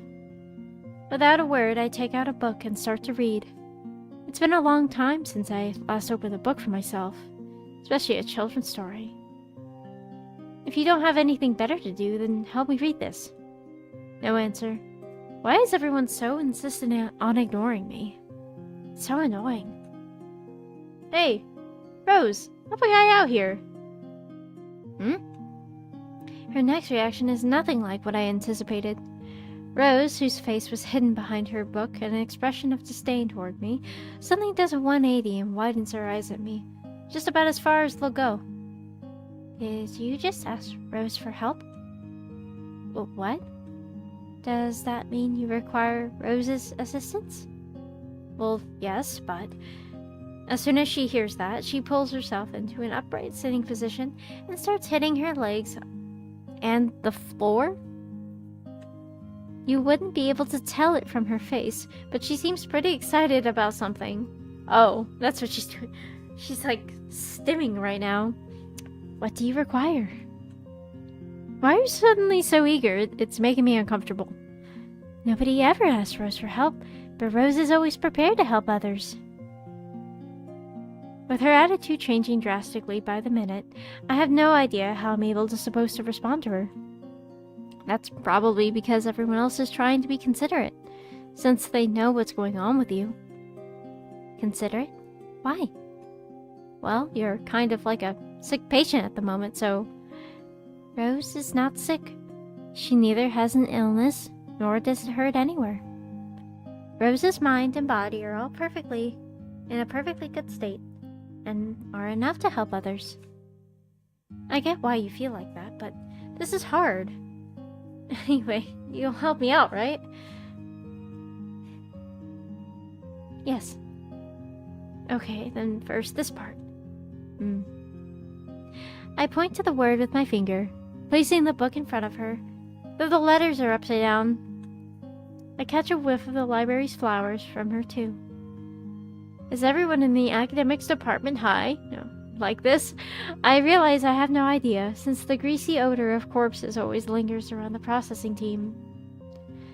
Susceptible. Wait, not suspectable? The letters are in a different order. This is hard. Ibika of the cleanup department, I request to know how much you read on average. Well, not much, that's for sure. Stories made up by other people just don't interest me. Then what do you like? Stories like these, I guess. The kind where it's worth going and verifying it for yourself. Haven't you ever thought about that? Verifying? For example, if there was a flower that bloomed early in the morning but wilted at night, wouldn't you want to see it at least once? No. Rose has no interest in flowers. I mean, that was just an example. Do you always think that way? Flowers are simply the reproductive organs of plants. I think you're misunderstanding. I'm not exactly a flower fanatic here. You're not? Well, no, but I never think of stuff in the extreme ways like you do. I'm surprised you can say that, given you're holed up in this room that smells like flowers all the time. Some say flower scents are meant to deceive others, not for pure decoration. Who would say something like that? Lady Evelyn. Yeah, I can see it. The library may be downstairs and underground, but she burns an incense inside it anyway. It's to draw people here, like a Venus flytrap waiting for a bug to fall into it. Everything that woman says and does gives me the creeps. And you haven't even wanted to go outside? This is the only space where Rose is permitted to be. But nobody set that rule for you. Outside is neither fun nor beneficial, so Rose doesn't feel the need to leave. Don't come crying to me if mold starts to grow on you from staying cooped up in here all the time. Rose requests details. I mean, you'll stop being able to move forever. That would be an issue. It would, right? Man, why do I have to be the one to explain this? Observation suggests that the curiosity makes up a considerable portion of the instincts defining your personality. What are you searching for? I'm not searching for anything in particular right now, but if I had to say, I'm sort of looking for something that makes me want to search for it. Living life without a purpose is boring. Not worth it to waste time like that, is it? Now that you said personality and instincts, I'm feeling curious about something new. You don't remember anything that happened today, do you? I'm curious about how your brain works. Based on what you said before, you seem to remember the bishop. Rose is silent for a few moments. Her expression is too inorganic to know if she's thinking about it or avoiding answering. Not applicable. Oh, well, that's unfortunate. Though, I guess if you remembered, you wouldn't have attacked me. Are you finished asking questions? Sure. Seems like I won't be able to get any answers out of you anyway.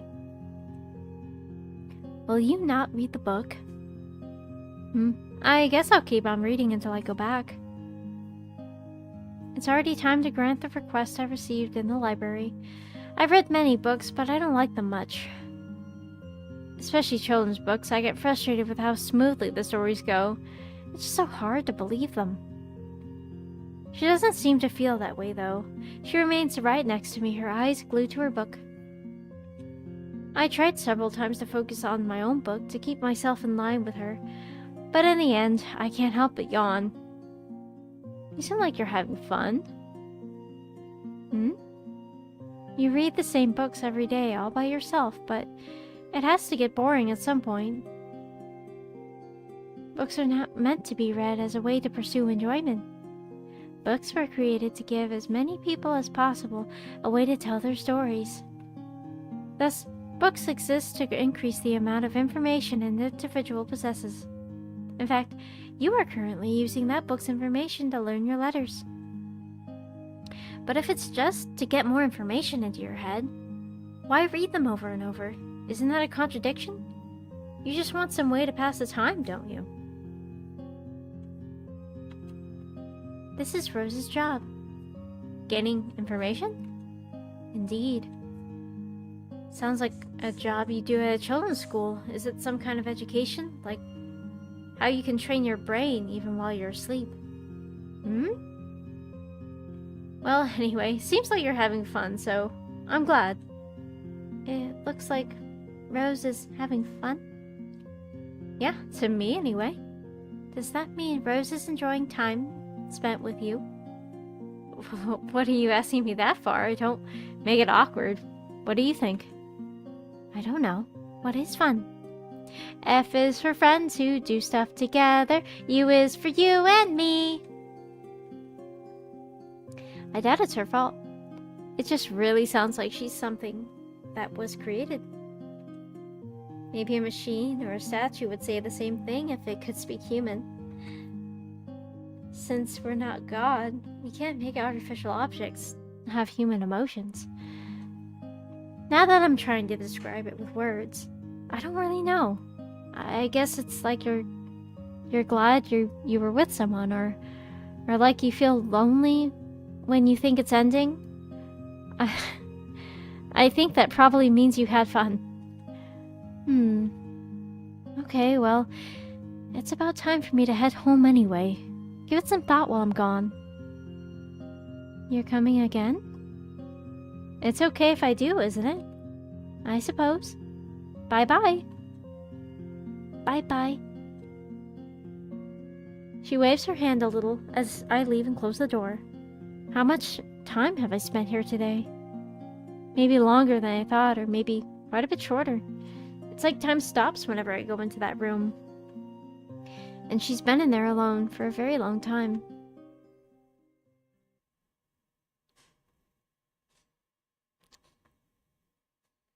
We're still alive. library. The library feels a little different than before. I went into Rose's room. I can sense a stir, but I can't sense where it's coming from. It doesn't take long before I figure out what it is. After all, he's by far the most conspicuous person in the whole library. Oh hey, it's Anik. What are you doing here? Hibika? Hey, didn't think I'd see you here. What brought you here? Hey, don't answer a question with a question. Right, I'm basically looking for someone, I guess. A mage looking for someone in the academics department? The machine break down or something? No, I was just visiting a friend. Seen her around? She's about this tall, and her name is Levian. What a coincidence. I'm looking for the same person. What? Someone from the cleanup department knows Lavi? Or Lavi? Lavi? This time I'm the shocked one. Not you with the discrimination now. No. That's not what I meant. It's just oh wait, did the machine break down or something? That's the same answer I gave. I'm here on personal business too. That really isn't how I meant it. Sorry about that. The academics department bishop actually just gave me permission to borrow books today. Yikes. The department bishop? You saw her personally? Right, yeah. A lot happened, but after that I met Levian. Are you okay? What? Well, you said a lot happened. Yeah, a lot did happen, but it was no big deal. See? I'm fine, aren't I? That's good. She's an incredible person, but personality-wise, she's, well, sort of. She plays this awfully strange music in the library. I'm not trying to talk behind her back or anything, but you should be careful around her. The magic department bishop said something similar. Actually, I think you should take care too. There are actually crowds of academic priests here right now. Oh, where? Hey, quit scaring me like that. You can believe whatever you want, but don't say I didn't warn you. Anyway, where's Lavi at? I don't know. I don't know which you're looking for, but if you want the department's auxiliary bishop, you're better off going home for the day. Oh, drat. I thought you hated calling people nicknames, but you're calling her Lavi, huh? Huh? I don't hate it. My friends and I call each other nicknames all the time. Wait a second. Then why won't you just call me Shibi? Because it's different? Anyway, you two don't look like you'd get along. How did you meet? Lavi was hired at the temple at the same time as me. I'd see her a lot as an auxiliary bishop. So we get to talking, and now we're friends. Huh. I guess auxiliary bishops get to meet up a lot. If Anik is older than me, and he started working here at the same time as Lavi and Rose, that would mean she's older than me too, right? She looks so young. I'd never given a thought to her age. Anyway, I'm happy to hear you know each other. She's smart and a good ear, and she gives all kinds of advice. I'm sure she'll be helping you out a lot, Hibika. I suppose everyone thinks that of Lavienne when the name Lavienne Rose comes up. I've been with the exception so much that my perspective seems more natural than it should. Has Lavi ever talked to somebody else about her problems? I'm not sure. She's really not the type to talk about herself very much. Huh. That's why I want you to keep a close eye out for her. The less someone talks about themselves, the more worrying it is.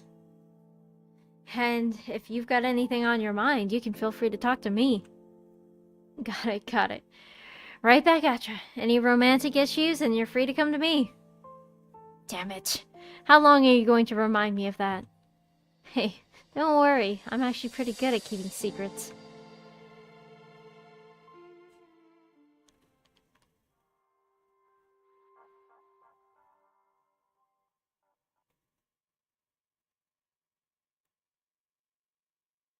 Hello. Normally, you see a lot of people going through at this time, but strangely, the area in front of the dormitories is empty. Instead, the temple is more noisy now. Is something unusual happening without me?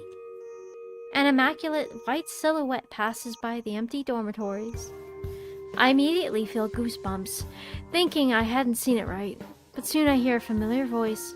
Its owner stands at the bend at the hallway, muttering to herself. Repentance. Repentance. Why are you walking around saying something sinister to yourself? Ah, that form. That voice. Why, that must be Brother Ibika, yes? And repentance is not a sinister word. Well, I mean, when somebody like you walks around so unsteadily, it makes them look like a ghost. Do ghosts walk around unsteadily?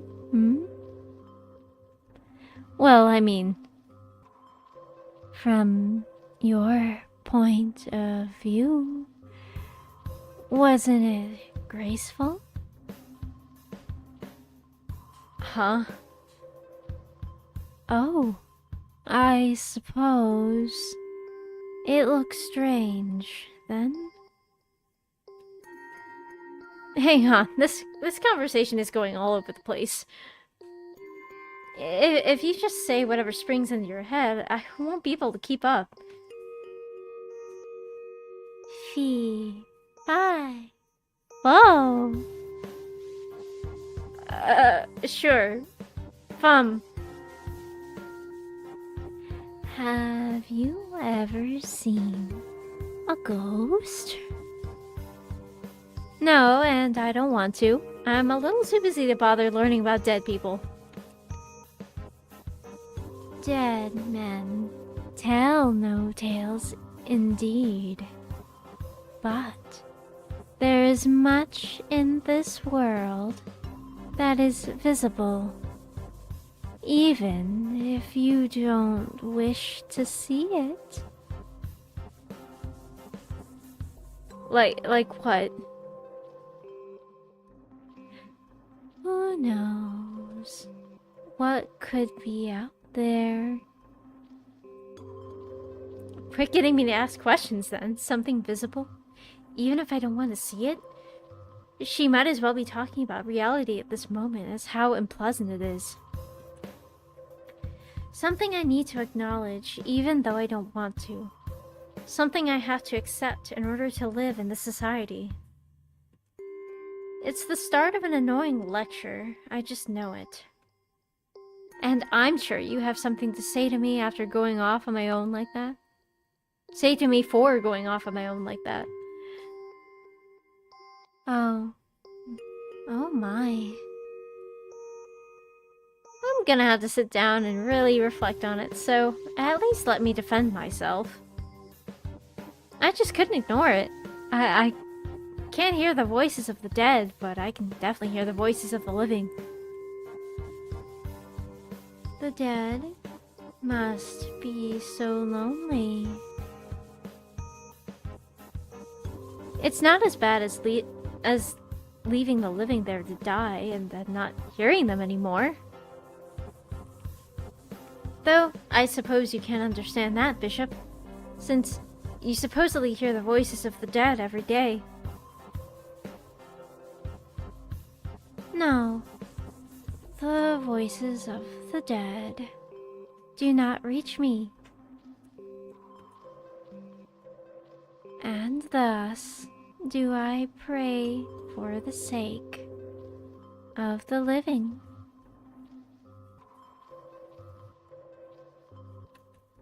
Hey, why were you repeating the word repentance like that?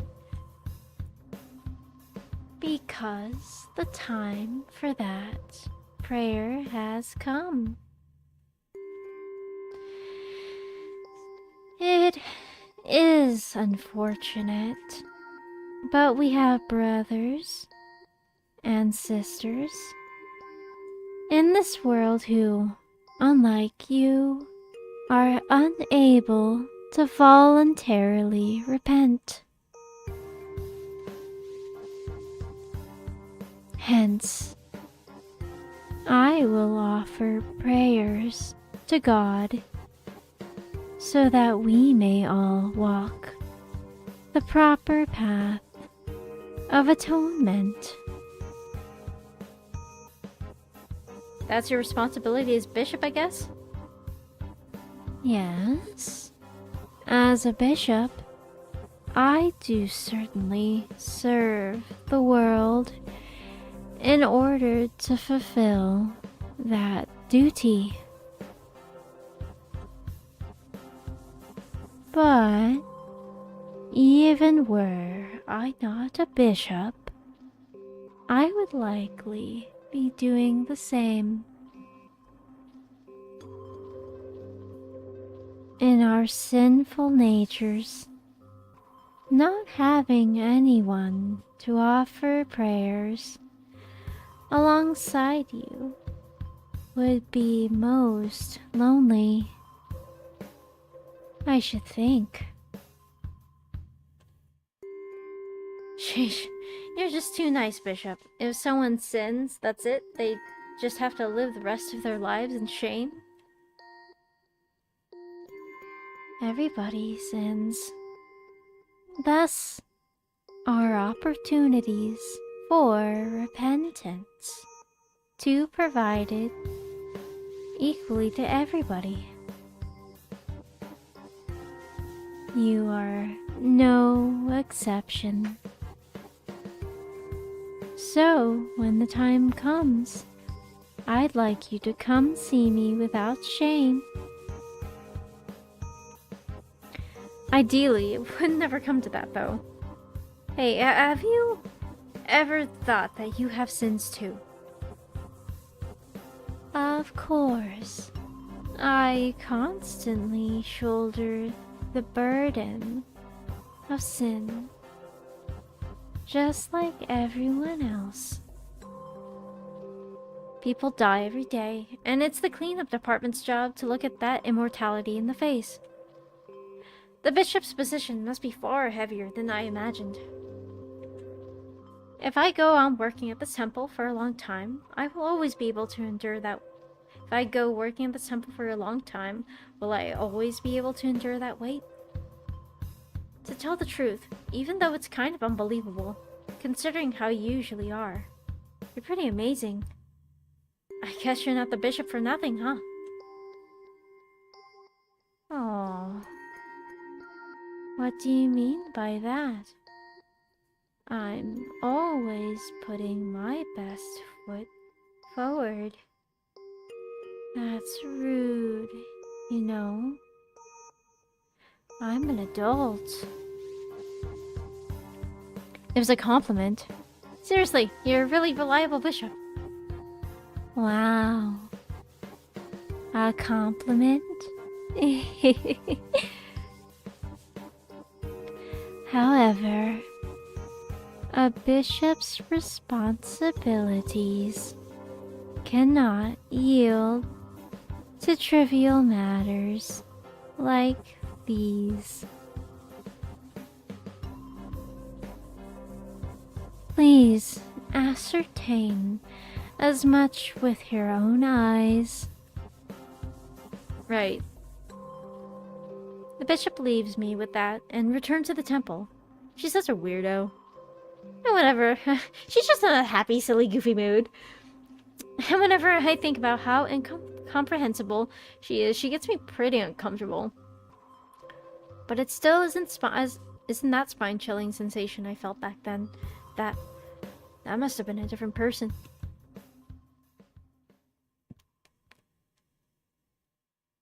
Ugh.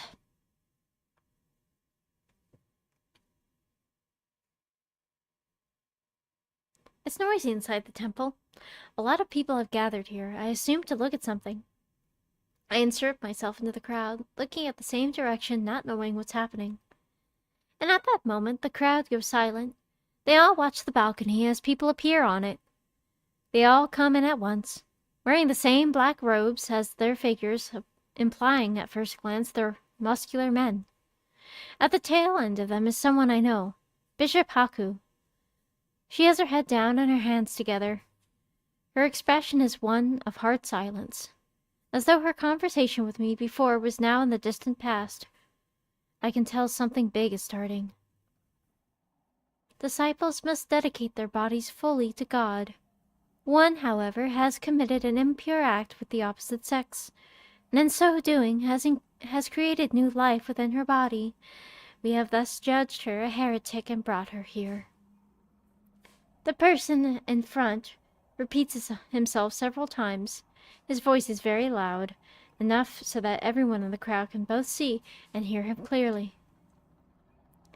My heart has been beating quickly. Unease gnaws at my body as I frantically look around. Someone who should be here is not here.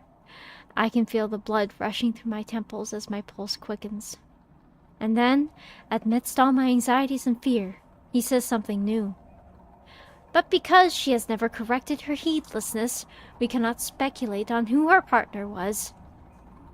Then, too loudly and clearly for me to ignore, he calls out her name.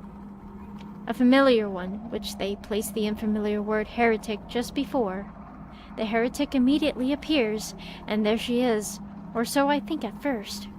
But I can't be sure. Her appearance is so miserable and wretched that I almost fail to recognize her. Is it the blonde? It is the blonde! She got pregante.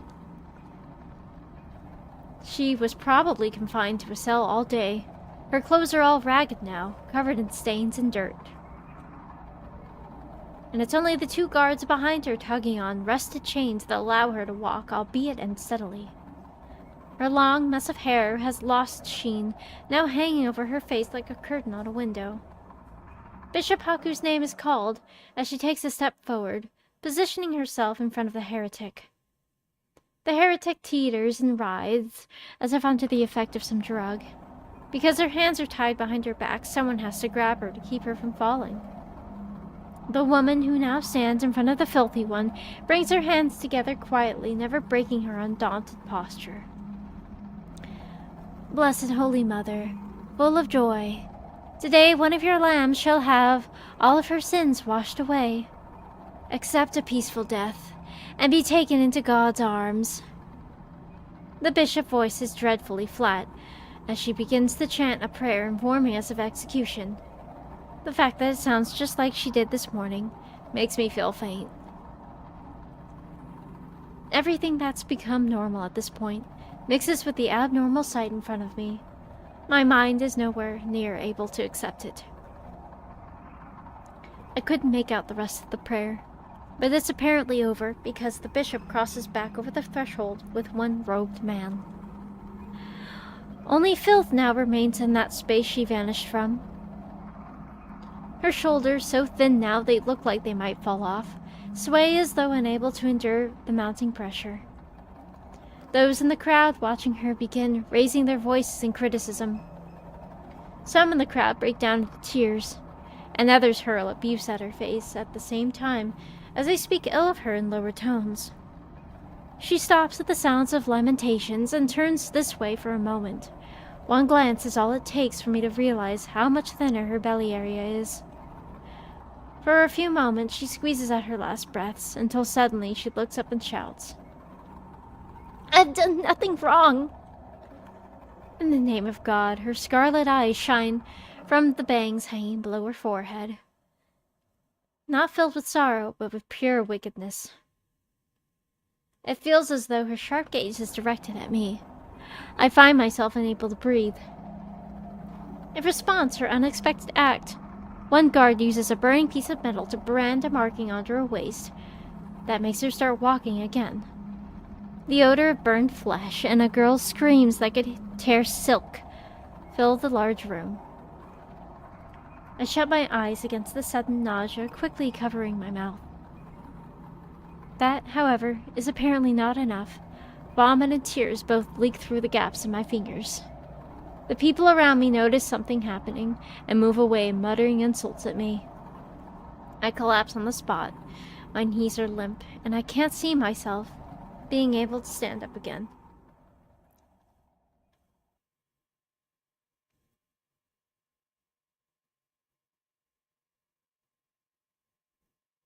Well, I guess she's dead now. The end of a long day finally nears. Once I calmed down after seeing that shocking spectacle, the anxiety flooded into my mind. Did she die because of me? Wouldn't they seek me out next? You didn't put the baby in her. To be honest, I'd be lying if I said I never wished that she would just disappear from my life forever. Damn, dude. That's what has me so scared. I want to ignore it, yet my stupid good conscience keeps making me look back. As unease piles upon unease, only the words "we cannot speculate on who her partner was" swirl around my head, reprimanding me like some kind of evil curse. I go back to my dorm as I'm thinking about it. On my way, I see Sekret opening the door to his room. I'd never seen him in the dorms before. Nobody ever went in or out of that room during either morning or night, so I figured it was an empty room. But considering him, it makes sense the room is his. "You were next door to me?" His reply is completely incongruous with the question I asked. Maybe you should pay more attention.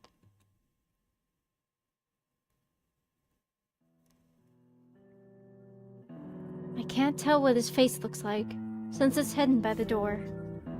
But his curt, chilly reply ruins the calmness I'd finally found and eats away at my mind. I want to grab him and question him further right this instant, but at the same time I'm too scared of his reply to knock on his door. Even after holding myself up in my own room, I can't wipe away the unease. I press my ear to the wall. The slow beating of my heart is the only thing I can hear in this quiet room, and it's making me sick.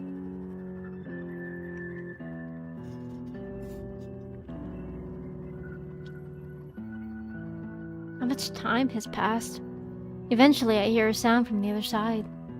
A soft one, like a bed spring moving slightly, or a closet opening. Surprised, I bring myself away from the wall. I might be hearing things, but the irritation sinks into my mind, not letting me peel it back away. Another room. It was another room. Nobody's listening, but I say it to myself anyway, as if making an excuse. My room is the only one between her room and his room. And at the time, I was in her room, I think. I lose confidence in my memory, as though something is crawling into my brain and messing with it, and messing everything up. I put the blanket over my head and take long, deep breaths filled with anxiety. I doubt they'll stop until the sun rises. Am I gonna have another dream? No, we're gonna have 5-day. We're gonna have 5-day. I wonder if it's a week. I wonder if the demo is a week long. Even so, it's long. It's just almost, because yeah, we've been going for 2 hours and 30 minutes. This is like, oh, we're in intestine land again. Today's dream is a little different than usual, but for some reason. As always, the space I'm in is filled with dripping, festering entrails. But I'm not the one standing atop the pile of corpses this time. I think someone is standing there, but after a moment they become yet another one of the countless dead bodies. From a hole made from water droplets, sticky bubbles rise in a regular pattern. I watch as it happens from afar. I look around, but see nothing but rotting flesh. Not a living person in sight. Where did they all go? Why am I standing here alone? I can't come up with an answer. I've grown very tired of being in this situation. I just stand there, staring at the bright red ground. Then I slowly approach the body closest to me. The pool of blood has a sour stench. I think I see the corpse move slightly. I narrow my eyes to focus my vision and get a little closer. I want to see the face. But a moment later, something hard to accept occurs before my eyes. The stomach of the corpse, I thought moved, begins to expand. Is it because of the rain? The body's gut expands like a frog's vocal sac, then eventually bursts. I try to gasp, but I can't. My face, my head, my chest, they've all been splattered with the filth from that stomach. A wet, dripping clump of something falls out of my damp bangs and blocks my vision, causing me to scream. I kick off the slippery ground and begin to run. My eyes move quickly, searching for someone. The angel. The angel hasn't come yet. I bring my hands up in front of me, clasped together as if in prayer. I pray from the bottom of my heart for that angel to arrive. Because as long as she doesn't, I will never wake from this dream. The sky is still dark without a single ray of light in sight. I pray over and over for her to get here and end this terrifying nightmare. I search for the angel of my own volition.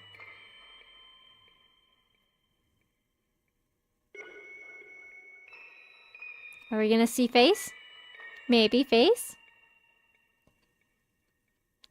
As though it's always been something that can only be given to those who pray, the dark skies that I thought would remain closed forever finally part in twain, and from them shines an overflowing brilliant light that makes me open my eyes.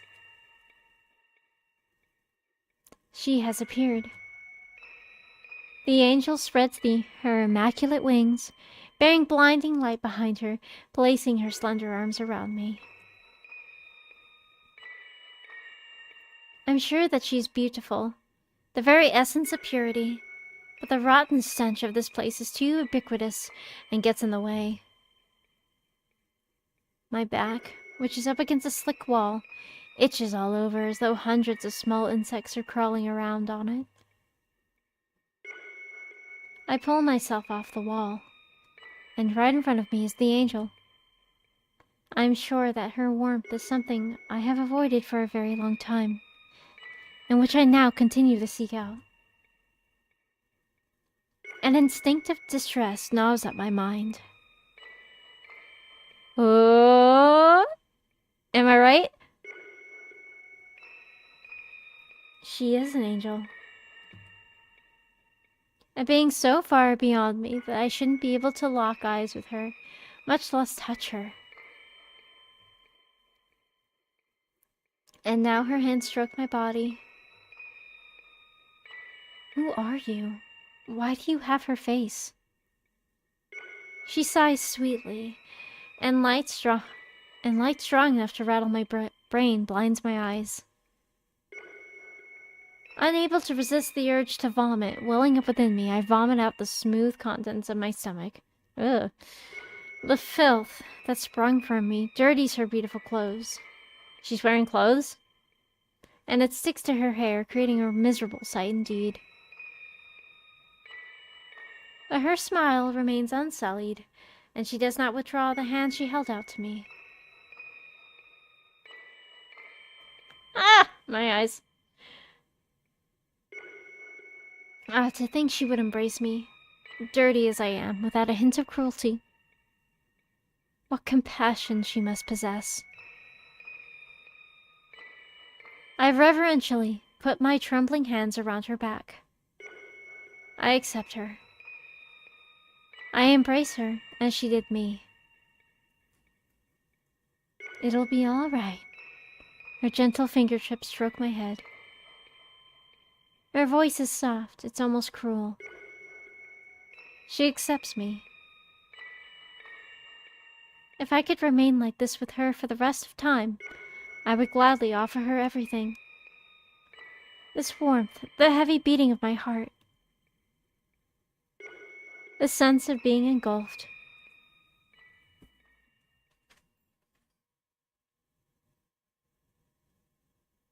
And then I wake up. It's morning. As soon as I open my eyes, I bring my trembling hands in front of me. They're sweaty. These weak arms are heavy, Mom's spaghetti, as though I had been clenching them for a long time. I somehow feel like I'm still wandering in a dream. In the dimly lit room, I see the scarlet-colored inner wall through my fingers. Probably because of what happened last night. My memories of the past few days' events begin to mix themselves into my thoughts, and I have to shake my head firmly several times to get a hold of myself. The air blowing into my clothes is cold, and I go under my blanket. What time is it? Voices of a crowd of people assault my ears, but something isn't right. I cover my ears, but the noise won't stop. The voices grate on my nerves whether I like it or not, giving me a stinging headache. I stay under the covers for a little while. My headache is causing me to hear things that aren't there. My body is so cold, but my dizzy head is so warm. I can't seem to focus my eyes either. I swing my lifeless legs over the side of the bed and get up. For once, I can't stand being alone.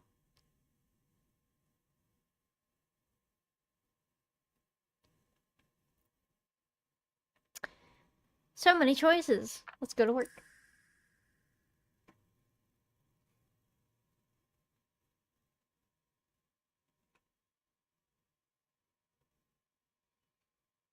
The mood in the office feels weird.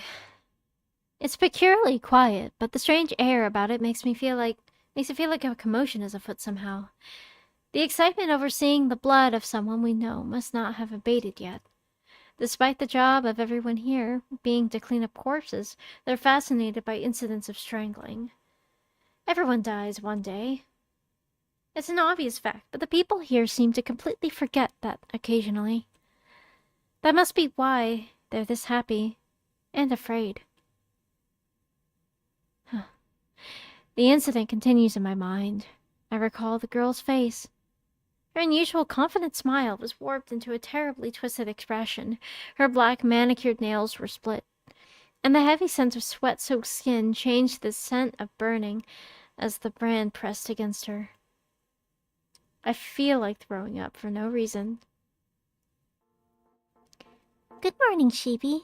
You're early today. Yeah, right. Well, I can't be late every day, can I? I didn't feel like being in that room because of the nightmare this morning. I can still feel the warmth of the woman in the dream. Her soft hands, her gentle voice. As the last glow of the dream fades away into the bitter reality, it makes me feel so much emptier. Being alone is driving me crazy. But I can't tell Maya any of this. I carefully avert my gaze and look for something to talk about. Alone today? No, not exactly. Oh, over there. Maya's voice grows oddly quiet. I turn the way she's looking and see a short-haired girl sitting. Unlike usual, her shoulders are slumped and she looked thinner for some reason. A lot of people whispered to one another as they passed by her, but she ignored all of the stares.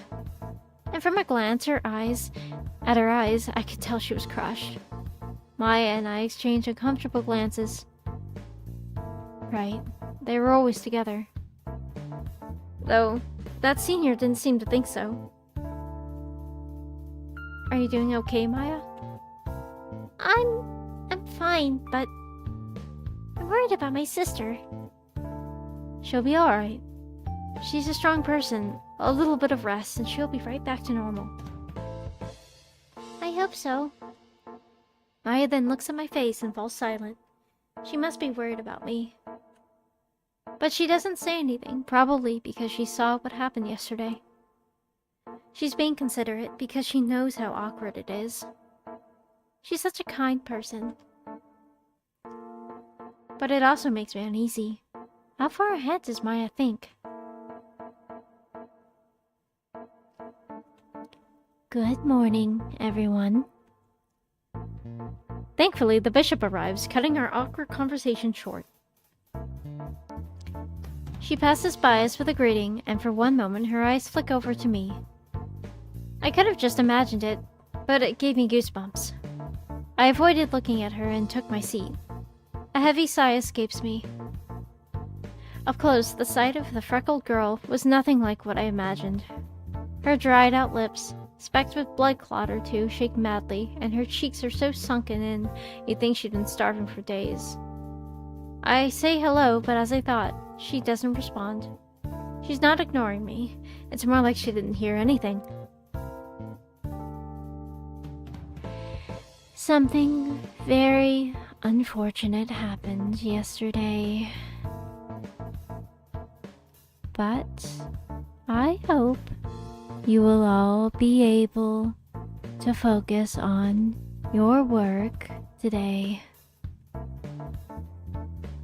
The bishop consoles us over the loss of a member, even though the best thing to do in this situation would be not to mention it at all. Every time I spot someone holding their breath and grinning in this dismal mood, it rattles me. Are they scorning her death? Or do they find the sexual implication of the immaculate bishop's words comedic? She's an empty husk sitting there without moving an inch. Maya can't fully hide her distress. Hey, you alright? So in Maya's place, I tried talking to her several times and finally she turns her head to me. Her eyes are so horribly dark. Can you see it? Over there. Her voice is hoarse as she points at a spot ahead of her. Naturally, nothing is there. I don't see anything. After I reply, she repeats in a quiet voice, Can you see it? Over there. The same question. This time, I don't respond. But her finger stays up, pointing in the direction she's facing. Scared of what that could mean, I end up giving her the same answer. Still don't see anything. Oh, I see. And then she falls quiet again. Maya's expression is hopeless. She trembles, eventually looking like she's holding back tears. Please talk to us. Her voice is trembling too. But the girl doesn't answer, doesn't even look at her, so Maya gets up and puts a hand on her shoulder. Hello? Please answer me. The girl simply lets her younger sister's hand jostle her. She looks like a straw doll. Just as I start to feel really sorry for her, a hand slams down on the desk, which was dejectedly rattling along with her. It's Securet. In her surprise, Maya releases her hand and the girl raises her gaze to look at him. Securet's sharp eyes stare down at her. The bishop is calling for you. Surprisingly understanding, the girl stays still for a moment, then slowly gets herself up. Her gait unsteady, she heads off to the bishop's office. We watch her wobble away in silence for a few moments. Didn't think she'd be coming in today. Securet quietly averts his gaze and looks at me. Once again, he doesn't avoid my gaze, he confronts me, and even speaks to me. I purposely don't answer him. Q, is she... Your sister will probably be leaving the temple and returning home. That is, if she even can. You two are Arabits, aren't you? Maya's eyes widen in surprise at hearing that. I don't need to know what that means to instantly know it was a rude remark. You're even acting nasty to Maya now? I'm trying to discuss something important. Maya, Arabit. I've been watching you for a while now, and I have to say your job performance is the worst I've ever seen. If you don't shape up, you're not gonna survive here, mark my words. Prolonging matters will only hurt you. Maybe you should go back with her today. His words are like a dagger descending on Maya. I almost raised a hand against him, but managed to control myself. Not only does he want to insult me, he wants to take Maya away from me? If you still want to stay here a long time, then get ready quickly. I have things to do today. Wait, it's not like we need to force her to come. You're too busy to be showing that kind of consideration to a newcomer, aren't you? It's already day 5. The two of us are enough to handle the usual jobs. The uncomfortable mood grows heavy, then completely stalls. He stops moving and gives me a look. He seems to want to say something to me, and I share the sentiment. I'm not backing down.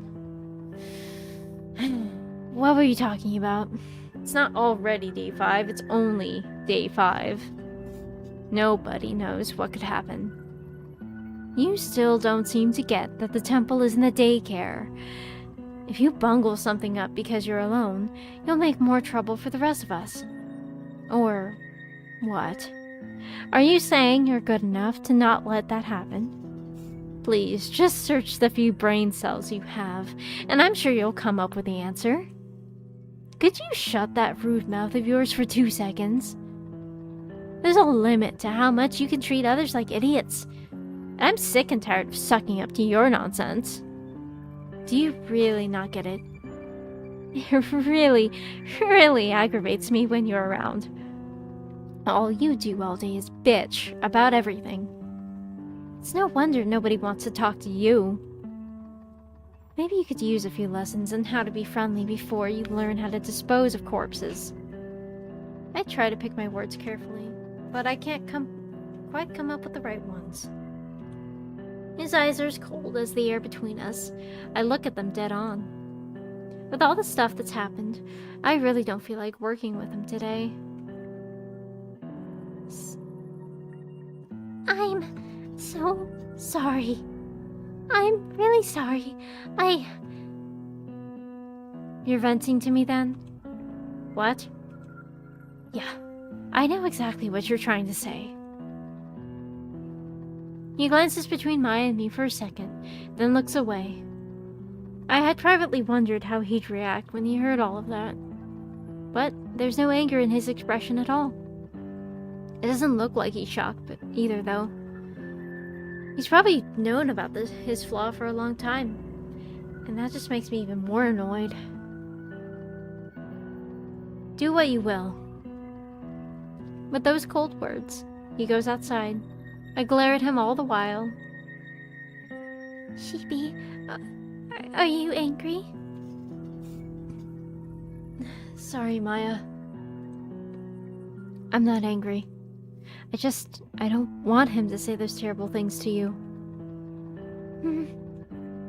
Maya had to be the one feeling the most down of all, caught in between us two. I feel bad for making her feel that way. But I don't think I misspoke. On any other day, I might have handled him casually. But today, I'm confident enough to stand up for what I said. I've learned things very quickly ever since I was little. I've already done work alone with Maya too, when we are the only ones available. I collect myself and look at her. Fortunately, I don't see any tears yet. It seems more like she's dealing with a heap of anxiety. Maya, you're coming with, right? Because of that, she hesitates to answer my question. She never had much confidence. If she's angry, I can't tell at who. Me? I can't say for sure she's not mad at me. So she's even more at a loss now. Did he say those things knowing all of that? Well, I'm the only one who knows her deep down at this point. I can help her in ways nobody else can.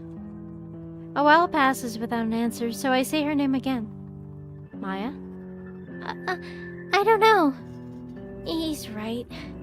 I'm bad at my job, so I'm just dead weight in this department. I don't want to drag you down with me too, Sheepy. You're not dragging anyone down. Seriously, just ignore what that guy said. I've been with you this whole time. I know you've been trying harder than anyone. It's not just him. That brand of unpleasantness comes with the job. You can't let yourself crumble every time you hear it. Do you really think so? Of course. Like I said before, I'm on your side. And if we do a good job today, that'll shut him right up. Okay. Thanks, Sheepy. I privately breathe a sigh of relief at finally getting a yes from her. I just hope that even a little bit of pep in her step. Unlike most days, the documents in their folders are split up. Did someone find it too annoying to sort every single one? I pick up 2 papers, set there evenly, and examine their contents. I've gotten pretty used to reading addresses and seemingly random strings of numbers by now. The letter here represents the type of job and the number its difficulty. When it comes to cleaning, for example, the difficulty is determined by how much the body has decayed. Apparently, this normally goes from 1 to 5. The letters on these stand for cleaning and sterilization, respectively, with numbers from 2 to 4. That level of job shouldn't pose any issues.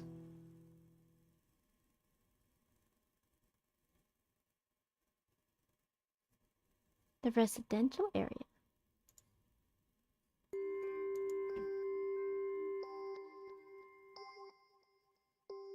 As expected, the work ends without much trouble. If she's slow at working, all I have to do is divide up the work properly. And it had been a while since I worked this hard on something. We would both grimace whenever I saw the remains of a bird or a cat stuck to the floor. But I didn't feel as much sense of rejection with human bodies. Until now, I figured people would leave their names behind them, or at least personal effects. But that was a grave misunderstanding. When a person dies, they leave behind sticky excrement, urine, and fat. When I took off the discolored blanket resting on this one, maggots and other bugs I don't know. Particularly bad was the bathroom, when we looked at the small tub spattered with dun-colored fluids. It was impossible to tell like this whether the body had been moved to a different place or it had long since dissolved. As soon as I saw it, I got Maya to leave the bathroom, then threw up. The already present awful stench mixed with the raw, sour odor of my vomit, throwing my mind into further chaos. But eventually and reluctantly, I moved the body out of there. I hated it, obviously, and I still don't remember what even gave me the mental strength to do it. Maybe I could only do it because of how bewildered I was. Byproducts like nails, hairs, and skin drifted into the filthy bubbles along with my vomit. As I watched the water and drugs float around, I remembered Maya was on the other side of the door. And then his words from this morning came back to me. I wanted so badly to deny them, but I couldn't. I must have been too exhausted. I guess that does it for today. That took a little longer than expected. I'm sorry, I kept getting in the way. Oh. I can't actually manage to say anything real, probably the exhaustion. You idiot, just deny it. What are you doing? Quickly, I look at Maya's face and search for another topic of conversation, but I can't seem to come up with one. My eyes are tired. I feel like I've lost sleep this morning because of that weird dream. Her face grows darker and darker as I look at her. Does she see the exhaustion when she looks at me? Do I look like I'm pushing myself? If she does, I stop thinking about it. I know it's a slim chance, but maybe a slim chance? But I'm scared she'll turn my own words back around on me. That was more work than we usually have. I wonder if every day will be like this once we're officially priests. I suppose. This is already our 5th day after all. Went by in a flash, huh?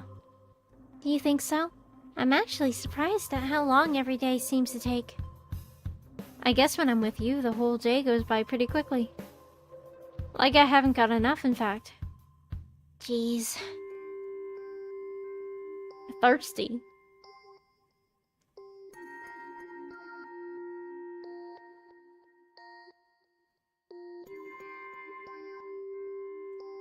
On our way back, I noticed the air is growing strange.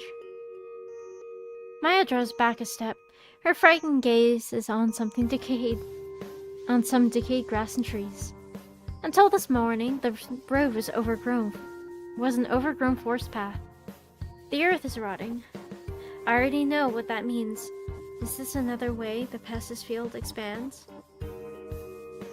I can't use this path anymore. Let's go around from the other side. But we've never been on that path before. Hey, if it gets us where we're going, it's just another path, right? It'll just be a bit longer of a walk than normal.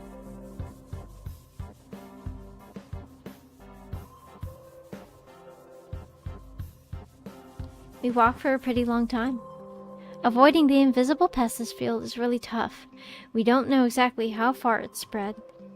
The fear of the unknown hurries us along, and the sense that we're taking a very long detour triggers both unease and relief in us. Eventually, we come into a secret passage. The ceiling is dark, and the ground is soggy. From afar, I figured the darkness was caused by all the big trees nearby. But now that we're here, it turns out we're in some kind of old building. We've been walking for a while. How are you holding up? I'm still okay. I wonder what time it is.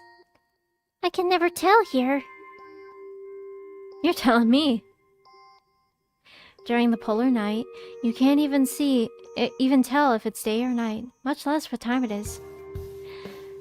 I'm accustomed to walking under the hot sun now, but adapting to the polar night takes more than just letting your eyes adjust.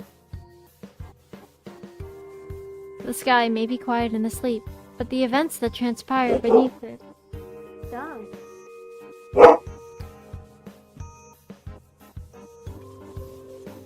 Come here. It's okay. You don't have to be that way. It's okay. I love you, doggy. My doggy. I love my doggy. Sweet doggy. I love you. You're good. Go lay down. It's okay.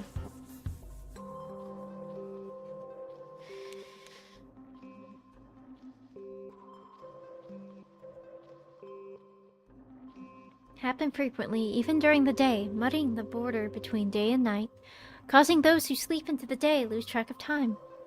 That's what's happening to me right now. That's what happened when I used to work at a nightclub. The sun never rises in the polar night. The only light we ever get is the tiny momentary bit of blue illumination that appears whenever the date changes. The endless night is suffocating, and it's blunted my senses. We walk for a very long time. The ground begins to feel closer to me, maybe because of the exhaustion. Yes, my doggies are probably just... I usually don't stream this late, so they're probably confused. They're probably just very jealous right now.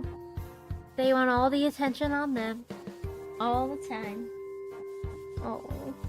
He's, one of my dogs is resting his face on my armchair. Oh, hello, Lexi. Always glad to see your meows in chat. It's such a pleasant sight. The sky is low, hanging over us like a ceiling crushing down on us. Sometimes I'll snap out of it and straighten my shoulders and back. But the more I walk, the more my body wants to hunch over. It feels like I'm suffocating without even speaking. My body and mind both unable to get in a good breath of air. I see those hearts. My breathing puffs in and out in short bursts. I try to consciously force myself to breathe, but there's not enough oxygen getting to my brain.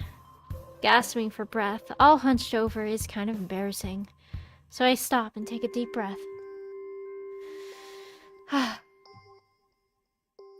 Sheepy, are you tired?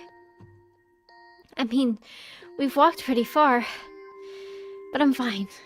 Nothing to worry about. Despite our situation, it can't be that late. Not late enough to be worried over anyway. Though, I guess it's well past lunchtime by now. But we're out now. Wanna go buy something to eat? No, I'm just gonna go home. I'm not hungry, and I don't have any money anyway. But you keep skipping meals day after day. What if you collapse on a particularly tough job? I'll be okay. I doubt I would have been able to eat if we got back on time anyway. My mind is all messed up thinking about my sister. Is what happened this morning still bothering you? Bothering isn't really the right word. I guess it's more like I'm scared. Scared? You saw the pestis before. That's scary, right? I felt that way for a long time.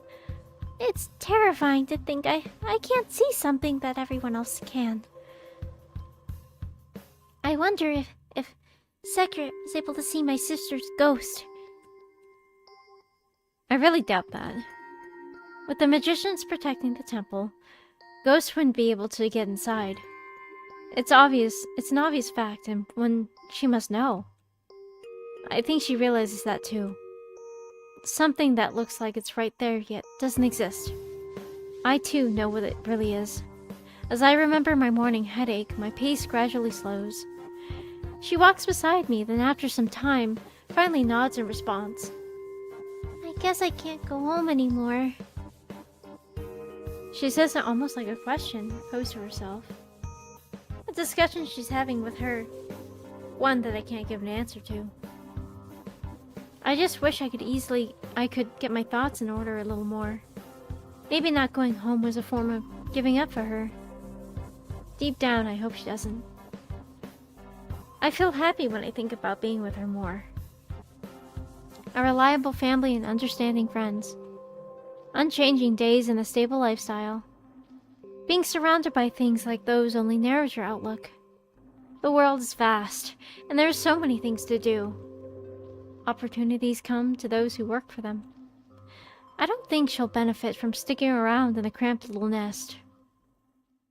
As I try to get some words out of my current sluggish mind, I notice something odd in her path. I move myself in front of Maya. Something's moving in the dark.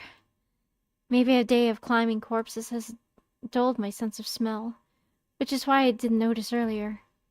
But after perceiving it, whatever it was, I could keenly smell the rotten stench. And for some reason I felt accustomed to the noise, which was like feet scraping on the ground. It was hidden behind the roof, so I couldn't make it out, but it definitely didn't look human. One of the lost? But it should still be daytime. Is it here because of how dark the path is? I remember hearing that some of the lost occasionally wake up early. We rush to retreat from it, but it's already spotted us. I hear Maya give a sharp shriek. At the same time, the thing launches itself at me. The bag in my hand is knocked away, and my body hits the ground. The floor is still muddy. I whip out my arms and legs to make sure my back doesn't touch it. I'm not carrying a weapon, and the thing is pushing on me awfully strong. Warning sirens blare in my mind, telling me that if I loosen up even a little, I'm done for. Perhaps because of my low position, my waist trembles. I bend one of my legs as far as it will go, then lash at the thing's gut. The hit I land feels weaker than the power I put into it. Possibly in response to it being pressed, the lost releases its hands from me and instead begins thrusting its arms at my eyeballs as if to gouge them out. I put even more force into my leg for the next kick, which hits it in the gut. Quickly, I follow with a punch to its undefended jaw. And while my fist connects, I don't feel any bone or flesh I would punching a human. Instead, something goopy and cold touches my fist. It's the thing's nasty tongue, which has been hanging out of its mouth this whole time, and what looks like a small tooth.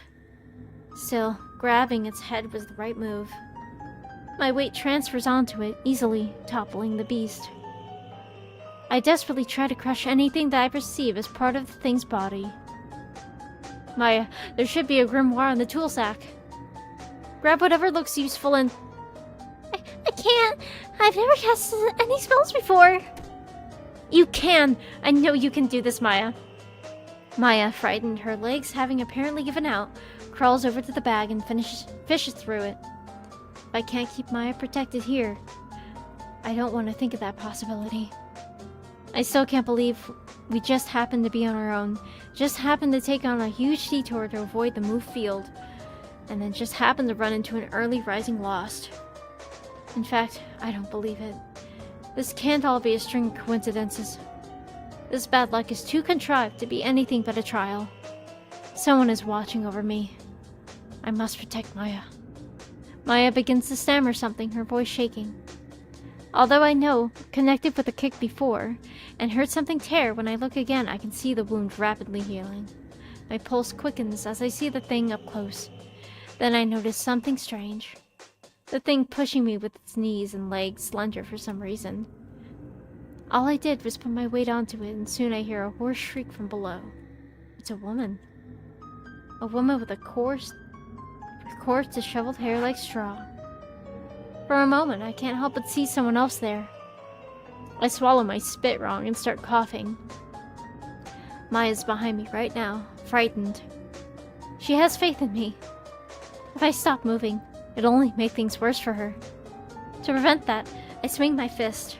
My hand is shaking, but the stigmata I can see protected inside my glove is red. This time the lost wound doesn't heal. It was effective. I continue to throw punches. Maya's breath quickens, trembling, exhaling many times with a few seconds. She cries out. She doesn't know what to do. The lost screams in rage. It makes me lose control of my breathing as well. I can't stop shaking because of the fear, or perhaps the hopelessness surpassing it. The lost opens its protruding eyeballs wide and looks at me. Its skin, cold and blue, is crushed along with its black, sticky blood. Its screaming little throat still moves, as if it's alive on its own. Its hand reaches for me, its fingers shriveled up and its nails falling off. I did nothing wrong, it shrieks. Her voice is much more vivid now, and it rattles my brain.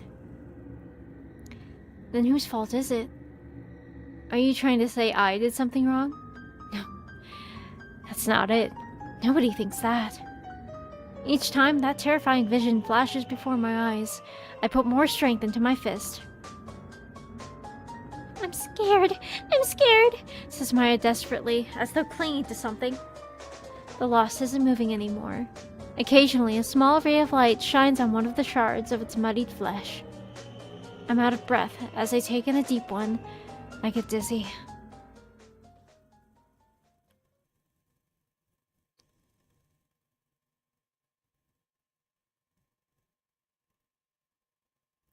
I'm pretty sure we're supposed to remove the corpse's head in order to dispose of them safely. When my brain makes it that far, tears burst from my bloodshot eyes. What the hell am I doing? I can't be doing something like this right now. My body is limp, and I can't even lift up my head, much less the rest of me.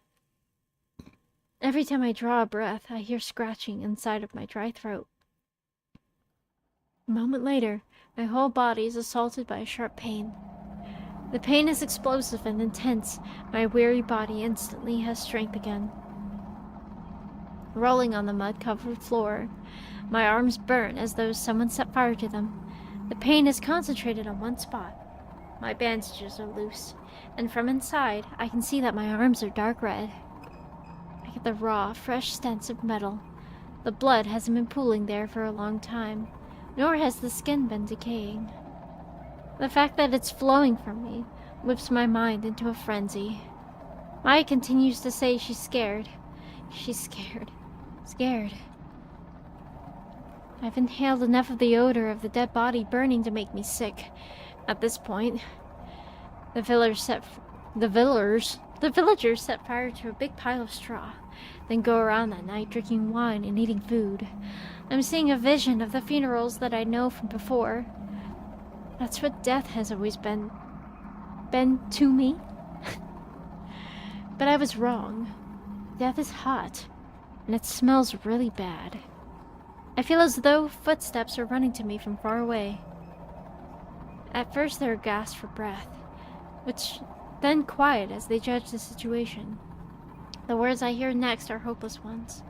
I know I've heard this voice before, but for some reason it sounds like someone I'm hearing for the first time. The voice calls my name many a time from very close to me. Eventually, something covers my eyes. A heavy cloth, maybe? Their hands are busy and their voice is strained. Through that way, it's the only short. Really, I'm sorry, mustn't remove the blindfold. Please calm down. The voices of the people moving about busily in front of me grow blurred.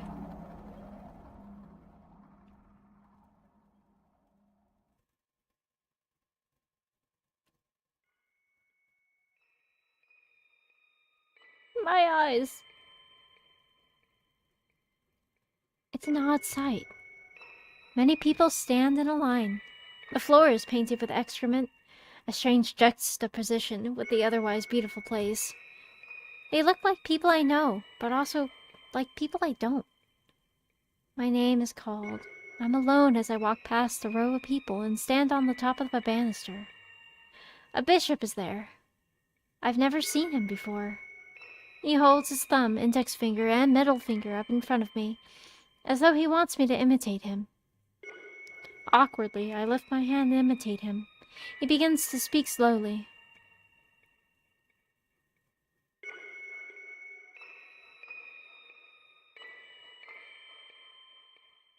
We get to see face?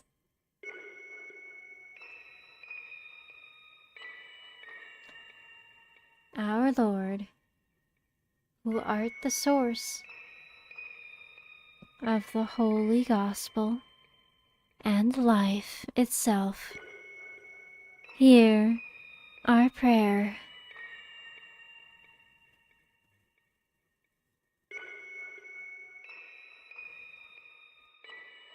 Each of the people behind me recites those words. But some of the voices stammer and fumble the words, as though not everyone knows them. I can barely tell what they're saying.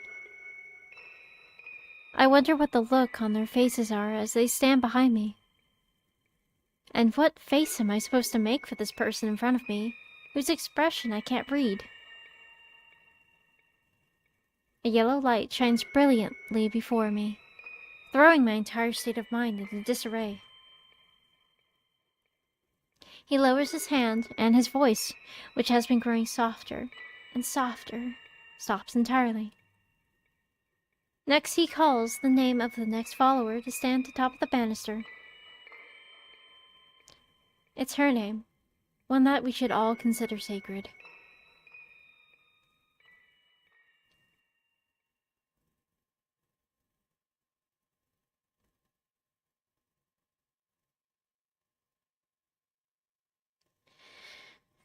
Oh, the ceiling I see upon waking up is sheer white. I don't see any of the dark red creeping into my vision and making me dizzy. I can't feel that seemingly endless pain anymore. I blink twice, slowly, my mind still in a fog. Then I turn my head and see Arnie, eyes closed beside the bed. She's sitting with her hands joined on her lap. Her black hair is the polar opposite of this dim, white infirmary, making her look even more like a foreign object here. In a quiet voice, I call her name. Right away, she opens her gentle eyes and smiles at me. Am I still in a dream? Ah, you've awoken. What am I?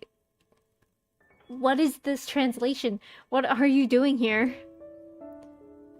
I was too worried not to come, hence I have. Yes, you gave everyone quite the fright. If you're here, Doctor, am I in the temple infirmary? Good morning, Shibi. You've been through a scary experience. Does it hurt anywhere?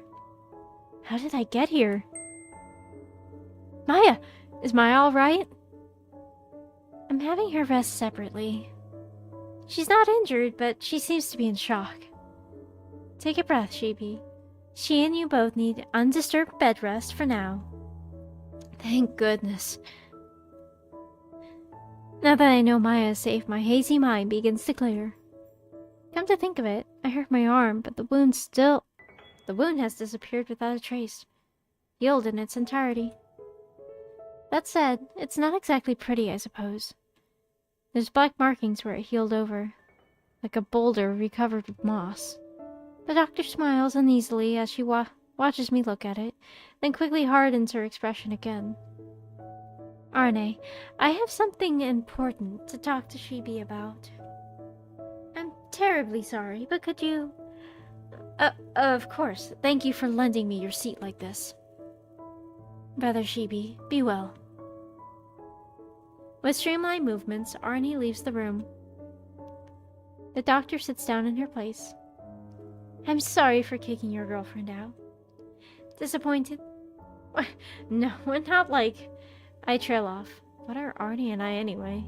Normally, I never would have even met the Princess of Alternatas. The only reason I can talk to her without interruption is because of our weird relationship where we're engaged to one another. Until now, that would have been a totally unrealistic thing for me. Something about other people, not me. But every time I met her face, it got realer and realer. She's a good girl, you know. She's been so busy lately, but she still came here right away and stayed the whole time until you woke up. She did? She did. Oh, but if she were my daughter, I would have been so proud of her.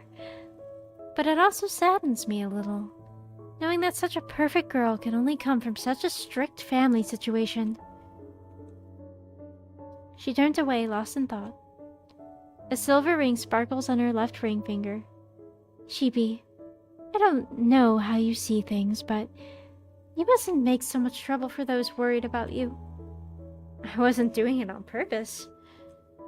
Including me. You were worried about me?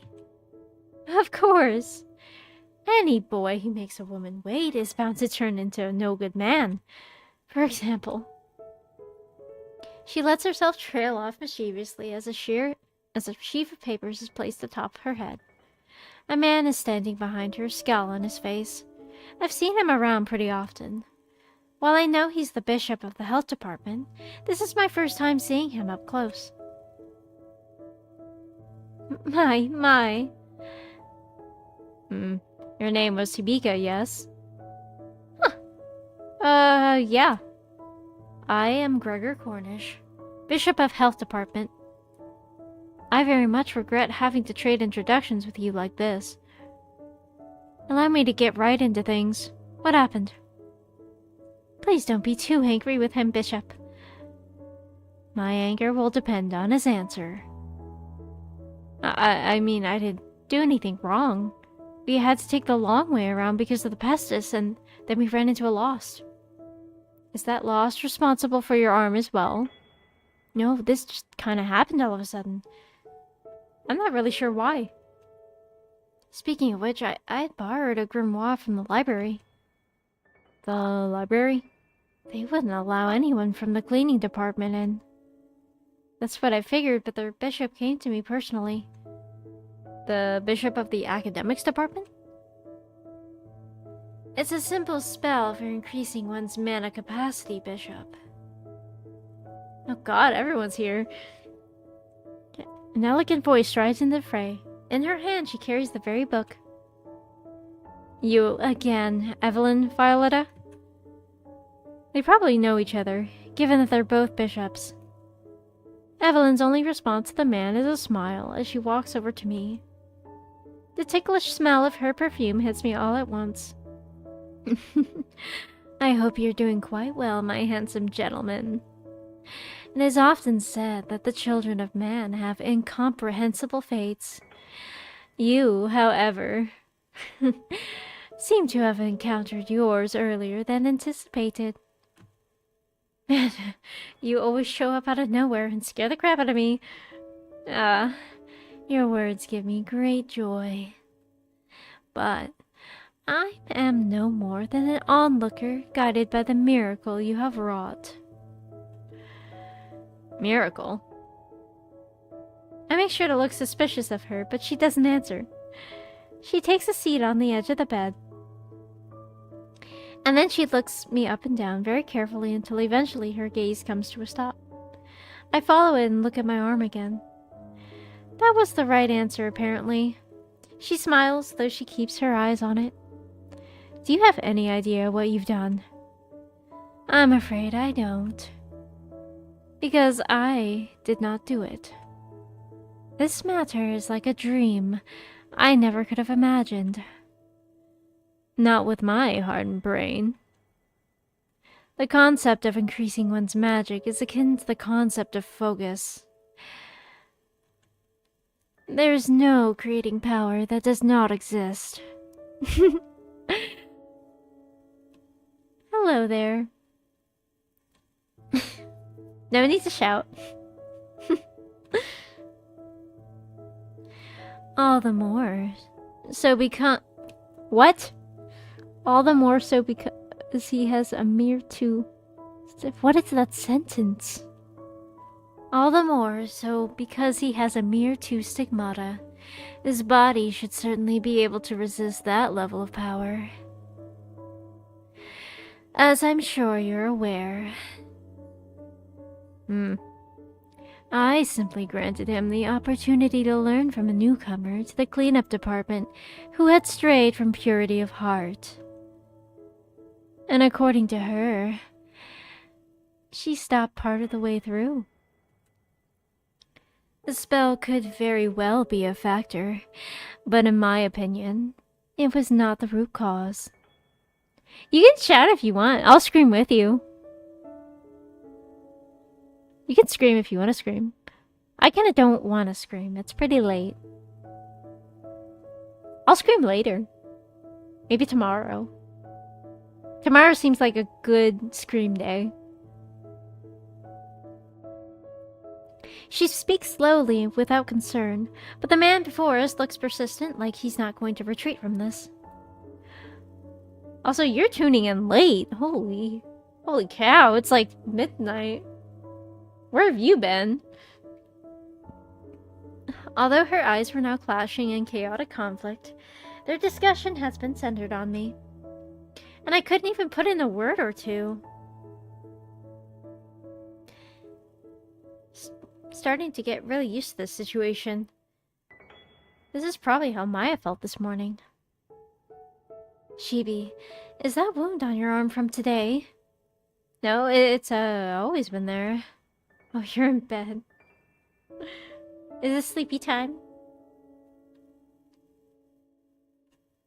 Are you being lulled by my sultry voice? That grates like nails on a chalkboard. No, it's always been there. It's from when I hurt my arm real bad when I was little.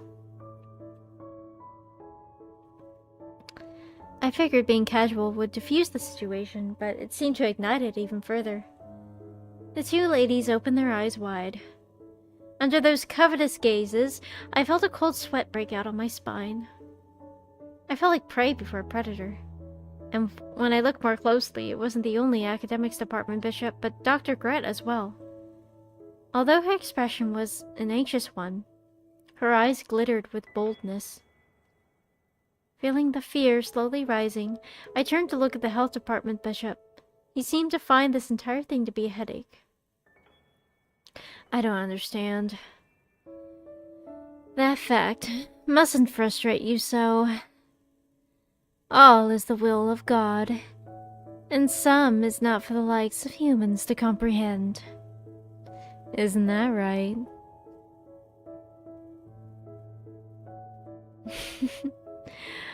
Well, I'm glad I'm able to lull you to sleep, in one way or another. As before, she doesn't respond, simply rising from the bed to leave the room. Before she does, she takes my hand and speaks to me. Her hand is strikingly beautiful and cold. I can't sense anything human from it.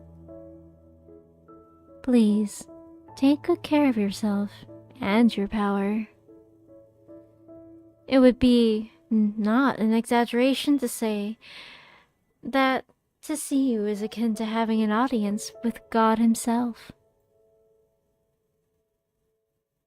Dr. Gret watches as Bishop Evelyn leaves the room, then looks from her to Bishop Gregor, then at last to me.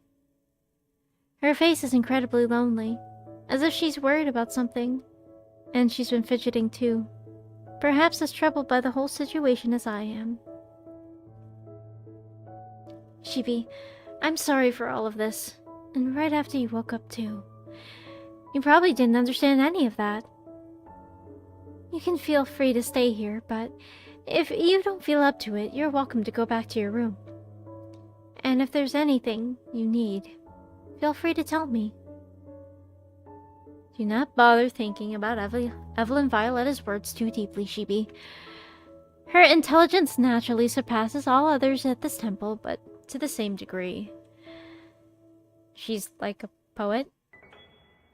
That is a fairly odd way of insulting someone.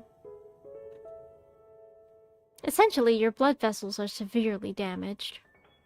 We attempted to regenerate the wound using a spell and were able to stop the bleeding. But don't think you're healed just because there's no pain. You were lucky this time, that's all. Should a similar accident happen again, it's very likely you'll lose your arms permanently. Permanently? Maybe you shouldn't have told him that right now. All patients need the truth. The essence of healing is to face your own problems after all. You'll need absolute rest and quiet. The room falls quiet as the adults leave. I look at the ceiling idly, trying to gather my thoughts. But it doesn't work. Everything was just so complicated. I can fairly smell disinfectant from my chilly blanket. These beds have been home to many patients.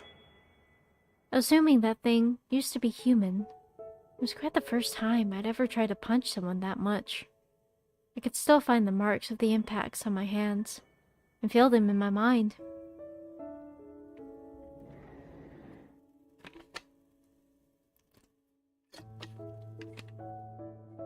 As I'm staring up at the ceiling alone, someone... I get water stuck in my throat. Someone enters the infirmary. It's Maya. I nearly cry out in joy at seeing her face again, but when I see the person standing behind her, my expression freezes. I changed my mind. I'm going back. Wait a minute. Q, please, don't go. Maya grabs one of Sekirit's arms. He looks between the two of us, troubled. And when his eyes meet mine, he simply lowers his head and walks forward in a few steps. A short but uncomfortable silence follows. How's the arm? Fine now. Doesn't hurt anymore. Oh. The conversation abruptly cuts off into another awkward silence. Unable to endure looking at him, I say something to Maya instead. How are you, Maya? You alright? Sorry. That must have been scary. I'm fine, thanks to you, Shibi. But even as she answers me, she keeps an eye on Sekirit's mood. He quickly notices her staring and brings his face up again. I suppose it's my fault. You got that right, nitpicking about everything. I'm sorry. I was trying to play with him a little, but he gave a start and then an apology. I definitely didn't expect that. His face is sheer white. He's shaking. His embarrassment is actually confusing. After all, I figured he was gonna come in here and get angry at what I'd done. Why wouldn't I? Neither of you have even finished your training yet, but I couldn't be a good teacher to you. Instead, I criticized you for a lot. I'm really sorry. Wait, so after saying all that stuff, you're now apologizing? What are you getting at? Shibi. Okay, don't expect easy forgiveness. I just... It's fine. I'm not an idiot. It's so easy to tell what an awkward guy like you was thinking. You hated the thought of newbies like Maya and me messing up and getting hurt or dying, didn't you? But your strict teacher act didn't work out, and a newbie returned injured in a way you'd never expected. And now you're the one being held responsible. And now you don't know what to do, so you've come waltzing in with your head low, apologizing. I don't think I've ever seen anyone as awkward as you in my life. He doesn't respond. He just keeps his head down. Despite usually lecturing me from on high, he seems to be speechless. Maybe it's because I'm getting right to the point this time. I've imagined him with this expression so many times, but now I'd rather not see it. My head's been clear for a while now. The heaviness in the air has returned, which I hate. I take a deep, quiet breath and exhale. Did you bring us out of there? After looking up again, he nods, his face still dark, as though he didn't expect my sudden question. Upon closer inspection, I see a couple bandages on him too. Really? How'd you know? I arrange all the newcomers' work. I knew you were right from where you were right from the start. What I didn't know is that the field would head that way. I think back to all the documents before today. Most of them were easy to read, and the tasks were generally just cleaning or disinfecting. I'd assume I'd gotten used to the work here, but now everything fit together. So that was why there was a separate folder for today. Maya, did he apologize to you too? Huh? Oh yes, he's been with me until now too. Fine then. Anyway, I'm not really into the idea of fighting with someone as precarious as you. But I was mostly serious about what I said this morning. Probably best to fix your habit of bad-mouthing people. I doubt I can. It just comes out of me whenever I see your face. What? I'm joking. Oh, he's smiling. I think that's the first time we see him smile. The three of us leave the infirmary together, and when we see the chairs lined up in front, we find someone with vivid hair color that clashes with the stark white ward. When she sees us, she waves happily. She's holding a familiar book. I cringe without meaning to. Oh, well, look at what we have here. He he he. What's so funny, Lavi? Nothing at all, I promise. Did you come to see me too?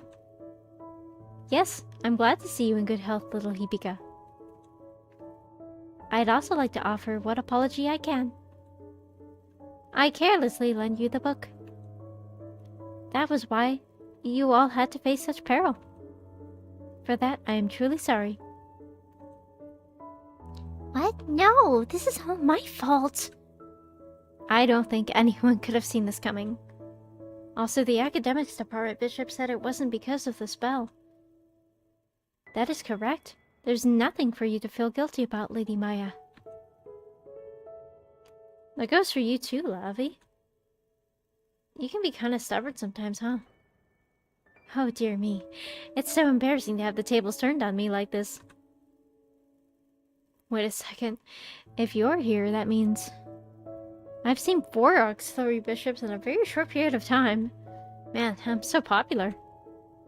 Everyone falls silent on my little joke. I start to panic a bit, and Lavi and Sekret exchange glances.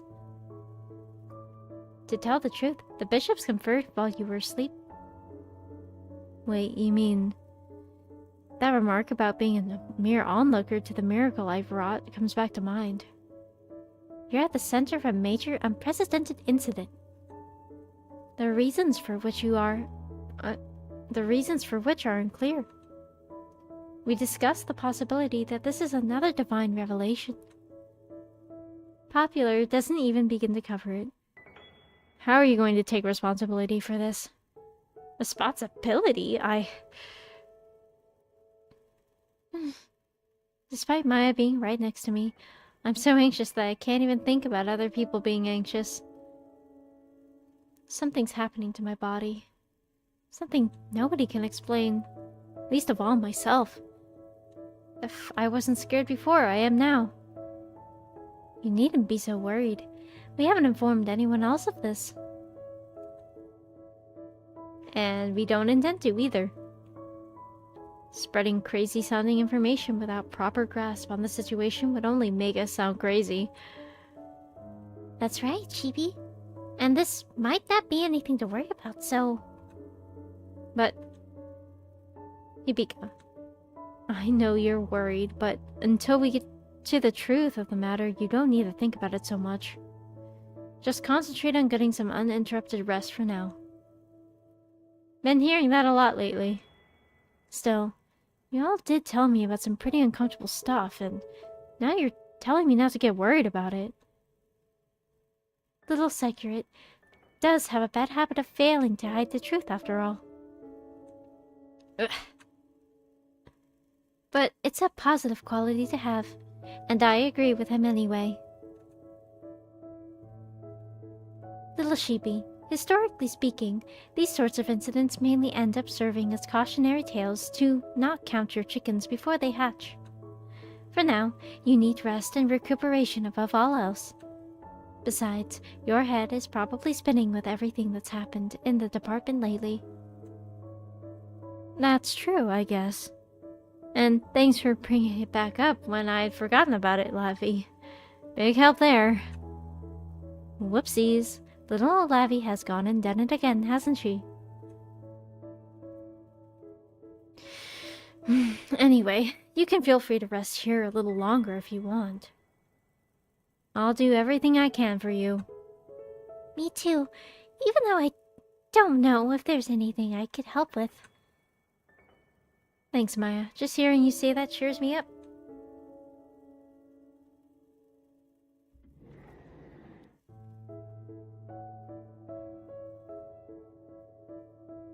After they all wave and leave, I take a seat in the infirmary for a while. The altogether too clean white and the faint whiff of disinfectant imbue me with a sense of stability and a sense of unease. Everything is going fine, but there's a fretful impatience deep down that doesn't quite make sense to me. I think for a while about the reason for it, but eventually I give up and pull the chilly sheet over my head.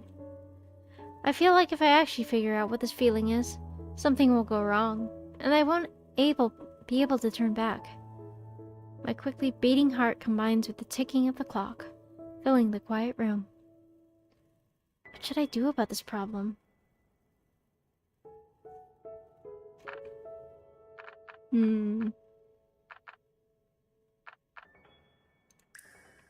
Solve it?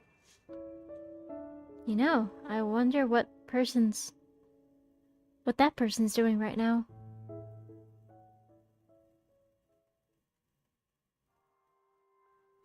I guess there are probably multiple endings. Now then, where should I go? Alright. I've been streaming for a long time. Almost 4 hours, so I think it's probably time that I get some rest myself. It's been a wild ride. Well, maybe not a wild ride, but it's been enjoyable reading to everybody, and I hope you guys are enjoying it too. It's been really fun for me, and I hope for you. But I'm gonna end it here. I hope you enjoyed it, and if you like the vibe, please subscribe. Give the video a like. If you are attending during the stream, thank you for coming. Whether you came at the beginning, the middle, or the end, or stayed the entire time, I'm grateful. And, as always, tomorrow is another day.